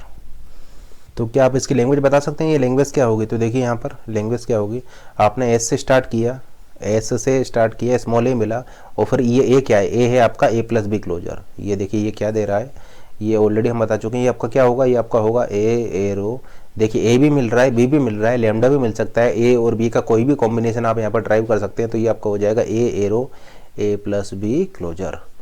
A arrow A plus B closure को अगर आप यहाँ पर पुट कर देंगे तो आपको मिल जाएगा ए प्लस बी क्लोजर। तो इसका रिवर्स क्या होगा, इसका रिवर्स हो जाएगा ए प्लस बी क्लोजर ए, इसका इस लैंग्वेज का रिवर्स हो जाएगा ए प्लस बी क्लोजर ए। तो देखिए अब ये जो बी स्टेट क्या होगी, बी स्टेट जो होगी वो आपका डेड स्टेट होगी। तो इस डेड स्टेट को आप यहाँ पर रिमूव भी कर सकते हैं, या ये जो बी जो होगा वो यूजलेस वेरिएबल है, तो इस बी यूजलेस वेरिएबल को आप यहाँ पर हटा भी सकते हैं। तो अगर इस यूजलेस वेरिएबल को आप हटा देंगे तो आपको इसको हटाने के बाद जो ग्रामर मिलेगी वो क्या मिलेगी, देखिए इस यूजलेस वेरिएबल को बी को अगर आप हटा देंगे तो आपको जो ग्रामर मिलेगी वो ये मिल जाएगी, A arrow small A capital A slash small B capital A slash small A capital S and S arrow lambda. और देखिए ए आपकी यहाँ पर स्टार्टिंग स्टेट है, तो आप यहाँ पर बोल सकते हैं, देखिए ए से आपको क्या मिल रहा है, ए से देखिए आपको स्मॉल ए मिल जाएगा, स्मॉल बी मिल जाएगा, यानी आप ऐसा बोल सकते हैं ए और बी का कोई भी कॉम्बिनेशन आपको यहाँ पर मिल गया, ए और बी का कोई भी कॉम्बिनेशन आपको यहाँ पर मिल जाएगा। और देखिए अगर आप एस एरो लेमडा को यहाँ पर पुट कर दें, एस एरो लेमडा को अगर आप यहाँ पर पुट कर दें तो स्मॉलेस्ट लेंथ की स्ट्रिंग आपको यहाँ पर स्मॉल ए मिलेगी। देखिए एस, अब आपका यहाँ पर एस स्टार्टिंग नहीं है, आपका स्टार्टिंग वेरिएबल है यहाँ पर कैपिटल ए, तो कैपिटल ए से स्टार्ट कीजिए। तो अगर एस एरो लेमडा को आप यहाँ पर पुट कर दें तो आपको मिल जाएगा कैपिटल ए एरो स्मॉल ए। तो आपकी स्मॉलेस्ट लेंथ की स्ट्रिंग क्या हो जाएगी, स्मॉलेस्ट लेंथ की स्ट्रिंग यहाँ पर हो जाएगी स्मॉल ए। देखिए आप ए एरो ए और ए एरो बी ए का यूज़ करके आप ए और बी से कोई भी स्ट्रिंग बना सकते हैं। तो आप ऐसा बोल सकते हैं कि आपका जो इस मशीन की लैंग्वेज क्या हो जाएगी, देखिए लैंग्वेज हो जाएगी, इस ग्रामर की लैंग्वेज हो जाएगा आपका ए और बी से कोई भी स्ट्रिंग आप यहाँ पर ड्राइव कर सकते हैं, यानी स्टार लगा दिया, लेकिन स्मॉलेस्ट लेंथ की स्ट्रिंग आपको यहाँ पर मिलेगी स्मॉल ए, यानी स्मॉल ए। तो जैसे कि आप यहाँ पर देख पा रहे हैं आपको इस लैंग्वेज एल का रिवर्स यहाँ पर मिल रहा है, क्योंकि लैंग्वेज है ए प्लस बी स्ट्रिक, इसका रिवर्स है ए प्लस बी स्ट्रिक ए, ठीक है ना। और ये जो ग्रामर है, ये ग्रामर और ये वाली ग्रामर, ये दोनों ही ग्रामर इक्विवेलेंट होंगी। हमने क्या किया है यहाँ पर, ये जो यूजलेस वेरिएबल था बी, इसको हमने यहाँ पर रिमूव कर दिया।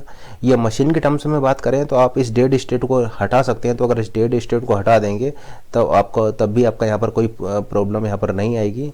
देखिए ये डेड स्टेट को मैंने यहाँ पर हटा दिया तो आपका ये हो जाएगा स्मॉल ए, ये देखिए है आपका कैपिटल ए, ये आपका लूप है, देखिए यहाँ पर ए और बी के लिए लूप है आपका, तो ये लूप है आपका ए और बी के लिए, और ये आपकी स्टार्टिंग स्टेट है, ठीक है ना। तो अगर इस डेड स्टेट को मैं हटा देता हूँ तो भी मेरा मशीन में कोई फ़र्क नहीं पड़ेगा, ये भी मेरा एम आर है, ये भी मेरा एम आर है, ये भी मेरा जी आर है, ये भी मेरा जी आर है, और ये इन मशीन्स की या इस ग्रामर की लैंग्वेज हो जाएगा ये L R A plus B streak ए। या आप डायरेक्टली यहाँ पर देख पा रहे हैं, अगर आप यहाँ पर स्टार्टिंग को फाइनल और फाइनल को स्टार्टिंग करेंगे तो आपका ये फाइनल हो जाएगा और ये स्टार्टिंग हो जाएगा। एंड आप एरोस को रिवर्स कर दीजिए, वेरिएबल और लेबल्स को एज इट इज रखिए, तो आपको इस मशीन से ये या ये मशीन से ये मिल जाएगा, यानी इस मशीन का रिवर्स लेने पर आपको डायरेक्टली ये मिल जाएगी। और जैसा कि आप यहाँ पर विजुलाइज कर पा रहे हैं, इस ग्रामर से जो आपकी स्ट्रिंग जनरेट होंगी वो स्ट्रिंग आपका हो जाएगा ए प्लस बी एस्ट्रिक ए फॉर्मेट में, क्योंकि आप देखिए ए से स्मॉल ए को ड्राइव कर सकते हैं, स्मॉल बी को ड्राइव कर सकते हैं, लेकिन आपका यहाँ पर कैपिटल ए आएगा, आपका यहाँ पर कैपिटल ए आएगा। यानी आपको अगर एस एरो लेमडा अगर आप यहाँ पर पुट कर दें तो आपका स्मॉल ए आ जाएगा, यानी स्ट्रिंग्स आपका एंड करेगा ऑलवेज ए से। यानी आप ऐसा बोल सकते हैं set of all strings ending with A. इस ग्रामर की लैंग्वेज क्या होगा, set of all strings ending with A. और इसकी क्या लैंग्वेज हो जाएगी, इसकी लैंग्वेज हो जाएगा set of all string starting with A. Set of all string starting with A, इसकी लैंग्वेज हो जाएगा set of all strings ending with A. तो एंडिंग विद ए के लिए रेगुलर एक्सप्रेशन आपका ये हो जाएगा, या यहाँ से भी आप बोल सकते हैं ए और बी का कोई भी कॉम्बिनेशन लीजिए और फिर लेमडा पुट करके आप स्मॉल ए से उसको टर्मिनेट कर सकते हैं। तो इस तरीके से आप यहाँ पर रिवर्स ले सकते हैं। अब लेट से आपको रिवर्स लेना है इस लैंग्वेज का, ए स्ट्रिक बी स्ट्रिक का आपको रिवर्स लेना है। तो क्या कीजिए, इसके लिए सबसे पहले आप मशीन बनाइए। तो ये आपने मशीन बनाया, देखिए ए स्ट्रिक बी स्ट्रिक के लिए मशीन क्या होगा, ये आपका मशीन हो जाएगा ए वाला। अब इस मशीन का हम रिवर्स लिख रहे हैं, तो देखिए इस मशीन का रिवर्स आप कैसे लिख सकते हैं। तो इन दोनों फाइनल स्टेट्स को हम स्टार्टिंग बना दे रहे हैं। तो देखिए ये दोनों स्टेट्स आपका स्टार्टिंग हो गई, फाइनल स्टेट्स को हमने स्टार्टिंग बना दिया और स्टार्टिंग स्टेट को हम फाइनल बना रहे हैं। तो देखिए ये स्टार्टिंग स्टेट थी तो इसको हमने फाइनल बना दिया। तो फाइनल को स्टार्टिंग बना दिए, दो फाइनल स्टेट थी तो दो स्टार्टिंग स्टेट हो जाएगी, एक स्टार्टिंग स्टेट थी तो एक फाइनल स्टेट हो जाएगी। तो स्टार्टिंग को फाइनल और फाइनल को स्टार्ट बना दिया।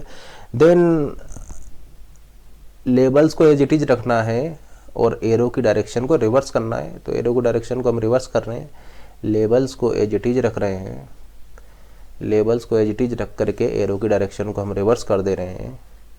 तो ये आपका बी हो जाएगा और ये आपका ए हो जाएगा। अब जैसे कि आप यहाँ पर देख पा रहे हैं आपकी दो स्टार्टिंग स्टेट हो गई हैं। तो ये दो स्टार्टिंग स्टेट आपका फाइनाइट, ये दो स्टार्टिंग स्टेट हो चुकी है। तो ये आपका ये क्या हो जाएगा, ये आपका एक ट्रांजिशन डायग्राम हो जाएगा, ये आपका ट्रांजिशन डायग्राम हो जाएगा। तो आप इसको सिंगल स्टार्टिंग स्टेट में कैसे कन्वर्ट कर सकते हैं, आप एक स्टेट बनाइए, इसको स्टार्टिंग स्टेट बनाइए और फिर लैम्डा मूव से इन दोनों को कनेक्ट कर दीजिए। तो आप ऐसा बोल सकते हैं कि ये दो स्टार्टिंग स्टेट को आपने कन्वर्ट कर दिया एक सिंगल स्टार्टिंग स्टेट में। तो आप क्या देख रहे हैं यहाँ पर कि ये जो लैम्डा मूव है ये इस मशीन को कोई भी एक्स्ट्रा पावर प्रोवाइड नहीं करा रहा है, लेकिन इस लैम्डा मूव की हेल्प से हमें इसको मशीन को डिज़ाइन करने में, इस लैम्डा मूव की हेल्प से इस मशीन को हम इजीली डिजाइन कर पा रहे हैं। यानी हमें ईज प्रोवाइड करा रहा है, हमें ये ईज प्रोवाइड करा रहा है, इजीली हम इसको डिजाइन कर पा रहे हैं, लेकिन कोई भी एक्स्ट्रा पावर यहाँ पर नहीं मिल पा रहा है। हम ऐसा बोल सकते हैं कि सिंगल स्टार्टिंग स्टेट बना करके इन लैम्डा मूव्स का यूज़ करके हम इस टू स्टार्टिंग स्टेट को कन्वर्ट कर सकते हैं एक सिंगल स्टार्टिंग स्टेट में। तो ये उस प्रीवियस मशीन का रिवर्स। अब जैसा कि आप यहाँ पर देख पा रहे हैं, यहाँ पर ये स्टेट डेड स्टेट में कन्वर्ट हो चुकी है, ये स्टेट एक डेड स्टेट में कन्वर्ट हो चुकी है। तो आप इसको हटा भी सकते हैं। तो इसको आप हटा भी देंगे तब भी आपका ये MR ही रहेगा, उस मशीन का रिवर्स ही रहेगा। अब क्या आप मुझे इसकी लैंग्वेज बता सकते हैं, इसकी लैंग्वेज क्या होगी। तो देखिए लेट से आप स्टार्टिंग स्टेट से स्टार्ट कीजिए, अगर आप इस वाली स्टेट पर पहुँच गए तो आपका क्या एक्सेप्ट हो रहा है, आपका ए स्ट्रिक एक्सेप्ट हो रहा है। या फिर आप इस स्टेट से इस स्टेट पर जा सकते हैं। तो अगर आप यहाँ पर चले गए तो फिर आपका ये लूप है, यानी B star and B and then आपका A स्टार, ये आपका एक्सेप्ट हो रहा है। तो इस मशीन की जो लैंग्वेज हो जाएगी वो ये हो जाएगी। और जैसा कि आप देख पा रहे हैं ये इस वाली लैंग्वेज का रिवर्स होगी। देखिए इस लैंग्वेज में कुछ स्ट्रिंग्स लिखी है, इस लैंग्वेज में क्या स्ट्रिंग्स होंगी, इसमें आपका लैम्डा आएगा, इसमें आपका सिंगल ए आएगा, ए बी भी आ सकता है, ए बी भी आ सकता है, ए बी बी भी आ सकता है, कुछ इस टाइप की स्ट्रिंग्स यहाँ पर होंगी। अब जरा इसको देखिए, अगर आपको लैम्डा चाहिए, लैम्डा आपको यहाँ से मिल जाएगा, लैम्डा आपको यहाँ से मिल गया। लो लैम्डा का रिवर्स लैम्डा, ए का रिवर्स ए यहाँ से मिल जाएगा, डबल ए का रिवर्स डबल ए यहाँ से मिल जाएगा, ट्रिपल ए का रिवर्स ट्रिपल ए यहाँ से मिल जाएगा। यानी ये सारी पॉसिबिलिटी आपका यहाँ पर हो रहा है। बी का रिवर्स स्मॉल बी आपको यहाँ से मिल जाएगा, डबल बी का रिवर्स हो जाएगा डबल बी, और डबल बी आपको यहाँ से मिल जाएगा B B lambda, triple B यहाँ से मिल जाएगा बी बी बी लैम्डा। तो ट्रिपल बी का रिवर्स ट्रिपल बी। अब देखिए आपको चाहिए ए बी बी का रिवर्स हो जाएगा बी बी ए यहाँ से मिल जाएगा B B A, A B का रिवर्स हो जाएगा बी ए यहाँ से मिलेगा लेमडा बी ए, तो बी ए यहाँ से मिल गया। ए बी बी का रिवर्स हो जाएगा बी बी ए, वो यहाँ से मिल जाएगा बी बी ए। तो आप क्या देख रहे हैं कि इसका रिवर्स आपको यहाँ पर इजीली मिल जा रहा है। तो इस तरीके से आप यहाँ पर रिवर्स कैलकुलेट कर सकते हैं। देखिए हम ऑलरेडी आपको बता चुके हैं कि ये लेट से आपका एक रेगुलर ग्रामर है, ये आपका एक रेगुलर ग्रामर है। रेगुलर ग्रामर क्या हो सकता है? रेगुलर ग्रामर या तो आपका राइट लीनियर होगा या फिर आपका लेफ्ट लीनियर होगा। यानी आप ऐसा बोल सकते हैं कि या तो आपका आइदर राइट लीनियर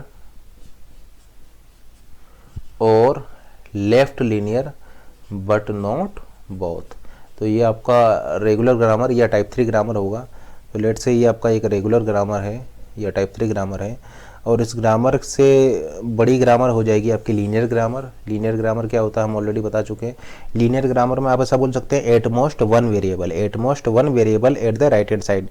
तो लीनियर है तो आपका केवल वन वेरिएबल होना चाहिए। तो लेट से हम यहाँ पर लीनियर ग्रामर लिख रहे हैं। तो लीनियर ग्रामर में प्रोडक्शंस किस टाइप के होंगे? यानी आप ऐसा बोल सकते हैं लीनियर ग्रामर में प्रोडक्शन के राइट हैंड साइड में एट मोस्ट वन वेरिएबल आ सकता है। एट मोस्ट वन वेरिएबल का मतलब है 0 और 1 वेरिएबल। तो आप यहाँ पर टी स्टार ले सकते हैं, आप यहाँ पर टी स्टार वी ले सकते हैं, आप यहाँ पर वी टी स्टार ले सकते हैं, या फिर आप यहाँ पर T star we T star भी ले सकते हैं। तो ये आपका क्या है? एक लीनियर ग्रामर है। तो लीनियर ग्रामर आप ऐसा बोल सकते हैं कि जितनी भी रेगुलर ग्रामर होंगे वो लीनियर ग्रामर होंगे, लेकिन कुछ ऐसी लीनियर ग्रामर होंगे जो आपका रेगुलर ग्रामर नहीं होंगी। और इस लीनियर ग्रामर से बड़ी आपका ग्रामर हो जाएगी, लीनियर ग्रामर से बड़ी ग्रामर हो जाएगी आपकी कॉन्टेक्स्ट फ्री ग्रामर। तो regular grammar, linear grammar, context free grammar. क्योंकि कॉन्टेक्स्ट फ्री ग्रामर में आपका जो प्रोडक्शन होगा वो इस टाइप से हो सकता है। देखिए ये हम लिख रहे हैं CFG। तो CFG में क्या होता था? Variable arrow, variable union, terminal closure. तो जैसा कि आप देख पा रहे हैं यहाँ पर 2 वेरिएबल भी अलाउड है। यानी अगर एक ग्रामर इस कंडीशन को सेटिस्फाई कर रही है तो डेफिनेटली वो इसको भी सेटिस्फाई करेगी और डेफिनेटली वो इसको भी सेटिस्फाई करेगी। अगर एक ग्रामर इस कंडीशन को सेटिस्फाई कर रही है तो वो डेफिनेटली इसको भी सेटिस्फाई करेगी। या एक ग्रामर इस कंडीशन को फेल कर जा रही है तो डेफिनेटली वो इस कंडीशन को भी फेल कर जाएगी, लेकिन इस कंडीशन को वो फेल कर भी सकती है और नहीं भी कर सकती है। इसका मतलब हम ऐसा बोल सकते हैं कि अगर एक ग्रामर कॉन्टेक्स्ट फ्री नहीं है तो वो लीनियर भी नहीं होगी, रेगुलर भी नहीं होगी। या ऐसा हो सकता है कि एक ग्रामर कॉन्टेक्स्ट फ्री हो लेकिन लीनियर ना हो और रेगुलर भी ना हो। ऐसा हो सकता है कि ग्रामर लीनियर हो, अब चूंकि ये लीनियर है तो आपका कॉन्टेक्स्ट फ्री हो जाएगी। एक ग्रामर लीनियर है तो वो चूंकि अब लीनियर है तो कॉन्टेक्स्ट फ्री भी हो जाएगी, लेकिन वो लीनियर है लेकिन रेगुलर नहीं है तो आपका यहाँ पर होगी। देखिए ऐसा हो सकता है कि ग्रामर लीनियर हो लेकिन रेगुलर ना हो, तो हम ऐसा बोल सकते हैं कि ग्रामर लीनियर है, रेगुलर नहीं है, लेकिन चूंकि लीनियर है इसलिए कॉन्टेक्स्ट फ्री होगी। या ऐसा हो सकता है कि ग्रामर रेगुलर हो तो अगर ग्रामर रेगुलर है तो वो लीनियर भी होगी और कॉन्टेक्स्ट फ्री भी होगी। ऐसा हो सकता है कि ग्रामर कॉन्टेक्स्ट फ्री भी ना हो, लीनियर भी ना हो और रेगुलर भी ना हो। कॉन्टेक्स्ट फ्री के लिए आप ये कंडीशन चेक करेंगे, लीनियर के लिए आप ये कंडीशन चेक करेंगे और रेगुलर के लिए आप ये कंडीशन चेक करेंगे। जैसे कि आपने यहाँ पर एक प्रोडक्शन लिखा एस एरो ASB/λ, तो क्या ये रेगुलर ग्रामर है? नहीं, ये रेगुलर ग्रामर नहीं है, लेकिन ये आपका लीनियर ग्रामर है। ये आपका लीनियर ग्रामर है क्योंकि इसमें लीनियर ग्रामर में आप ऐसा बोल सकते हैं एटमोस्ट 1 वेरिएबल होना चाहिए, यानी 0 और 1 वेरिएबल अलाउड।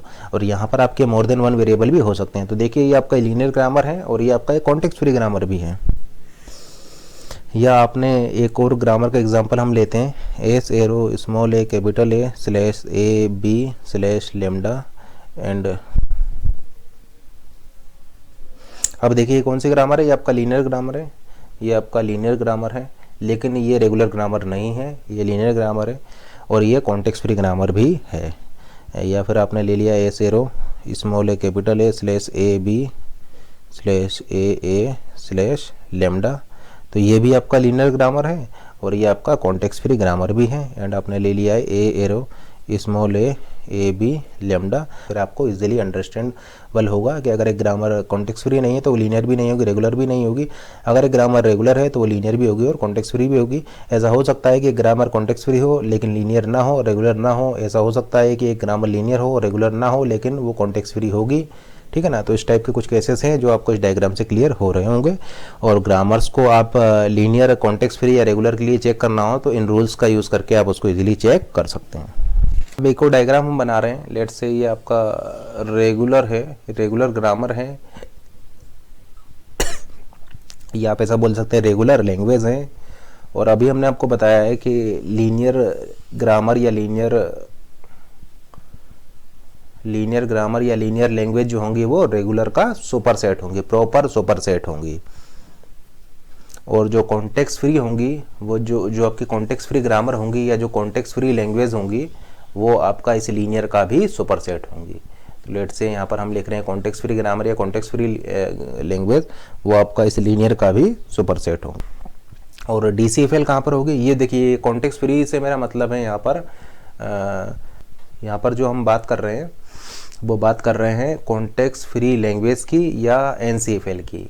CFL को मैं NCFL भी बोल सकता हूँ, कॉन्टेक्स्ट फ्री लैंग्वेज, या फिर non deterministic context free language. ये हम आगे बताएंगे आपका कि CFL को आप दो टाइप से कैटेगराइज कर सकते हैं, NCFL एंड DCFL। एंड अगर आप DCFL की बात करें तो DCFL कुछ आपका कहीं यहाँ रहा होगा, ये लेट से आपका DCFL है, ये आपका जो हो जाएगा ये हो जाएगा DCFL। तो आप यहाँ पर क्या देख पा रहे हैं, रेगुलर से बड़ा होगा DCFL से बड़ा होगा NCFL, रेगुलर से बड़ा होगा DCFL से बड़ा होगा NCFL, या रेगुलर से बड़ा होगा लीनियर से बड़ा होगा NCFL।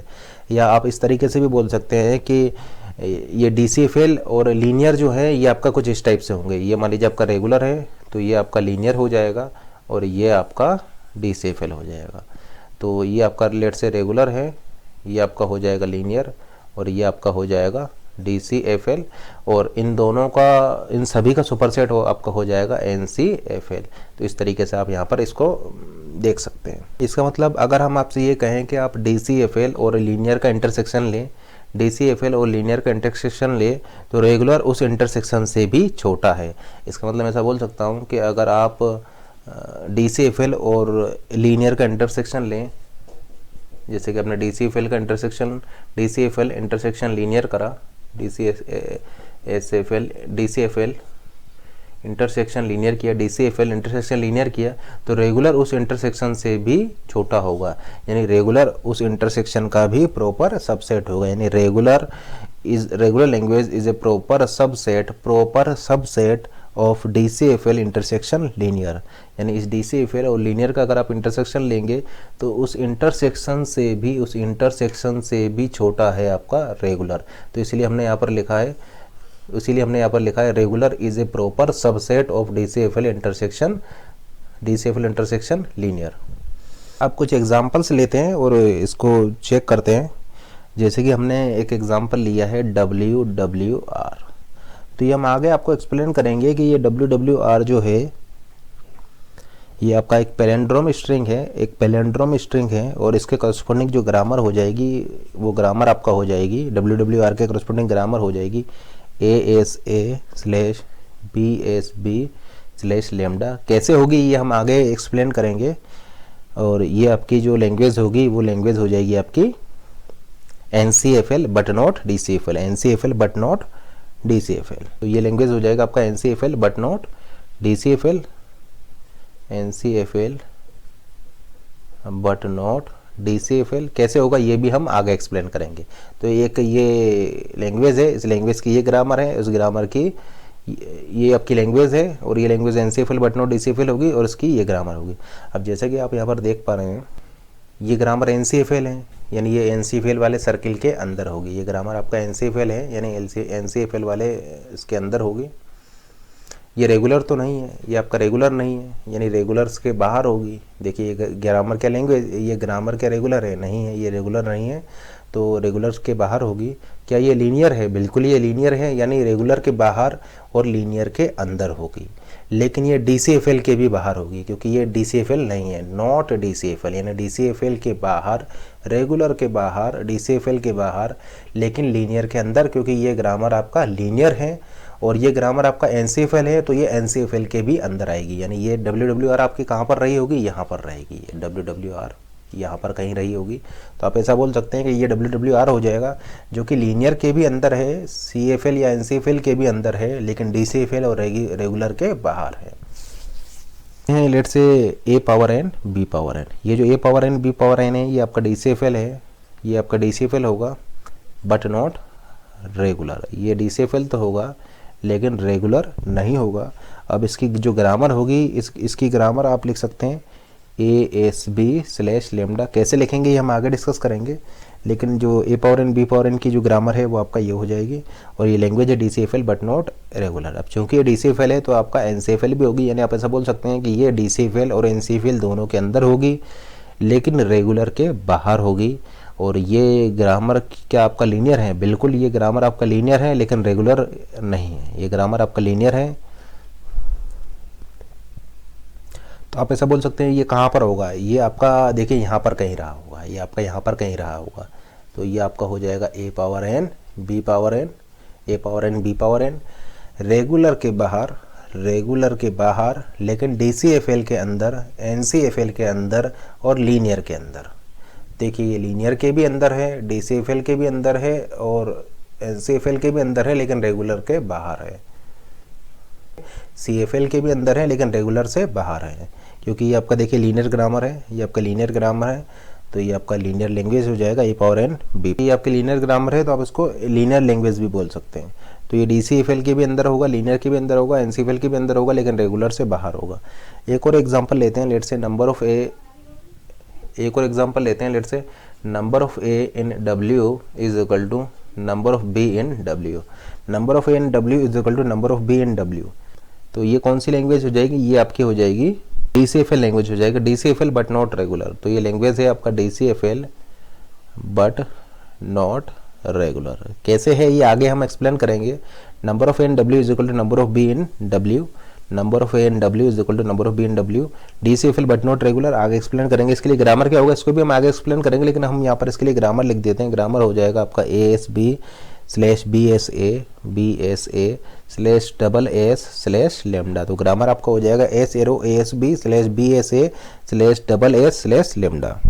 तो ये कहाँ पर होगा? देखिए रेगुलर नहीं है यानी रेगुलर के बाहर होगा, लेकिन DCFL है तो DCFL के अंदर होगा, और NCFL भी है तो NCFL के भी अंदर होगा। लेकिन क्या ये लीनियर है? बिल्कुल ये लीनियर नहीं है, क्योंकि यहाँ पर डबल एस आ चुका है। देखिए दो वेरिएबल आ चुके हैं तो ये लीनियर नहीं होगा, यानी ये लीनियर के भी बाहर होगा। तो ये कहाँ पर होगा? ये आपका यहाँ पर कहीं होगा। आप ऐसा बोल सकते हैं number of A in W is equal to number of B in W। Number of A in W is equal to number of B in W। आपका देखिए यहाँ पर ये कहीं होगा। DCFL के अंदर है, NCFL के अंदर है लेकिन रेगुलर के बाहर है और लीनियर के भी बाहर है। लीनियर क्यों नहीं है? क्योंकि ये लीनियर लैंग्वेज, इसलिए लीनियर के बाहर क्यों है? क्योंकि लीनियर ग्रामर क्यों नहीं है? क्योंकि यहाँ पर डबल एस आ रहा है। चूँकि यहाँ पर डबल एस आ रहा है इसलिए ये लीनियर नहीं होगा, लीनियर के बाहर होगा। रेगुलर नहीं है, रेगुलर के भी बाहर है लेकिन DCFL के अंदर है और CFL के अंदर है। एक और एग्जाम्पल हम लेते हैं, लेट से आपने लिया A स्टार। एक और एग्जांपल लेते हैं, लेट से आपने लिया A+B स्टार, A+B स्टार। इसके लिए ग्रामर क्या हो जाएगा? ग्रामर आपका हो जाएगा ASBS/λ। ये आपका रेगुलर भी है, DCFL के भी अंदर होगा, लीनियर भी है, लीनियर के अंदर होगा और NCFL के भी अंदर होगा। तो आप ऐसा बोल सकते हैं A+B होल स्टार आपका यहाँ पर कहीं होगा। ये देखिए रेगुलर के भी अंदर है, लीनियर के भी अंदर है, DCFL के भी अंदर है और NCFL के भी अंदर है। यानी देखिए इस रीजन वाला एक एग्जांपल हमने देखा, इस रीजन का हमने एक एग्जांपल देखा, इस रीजन का भी एक एग्जांपल देखा,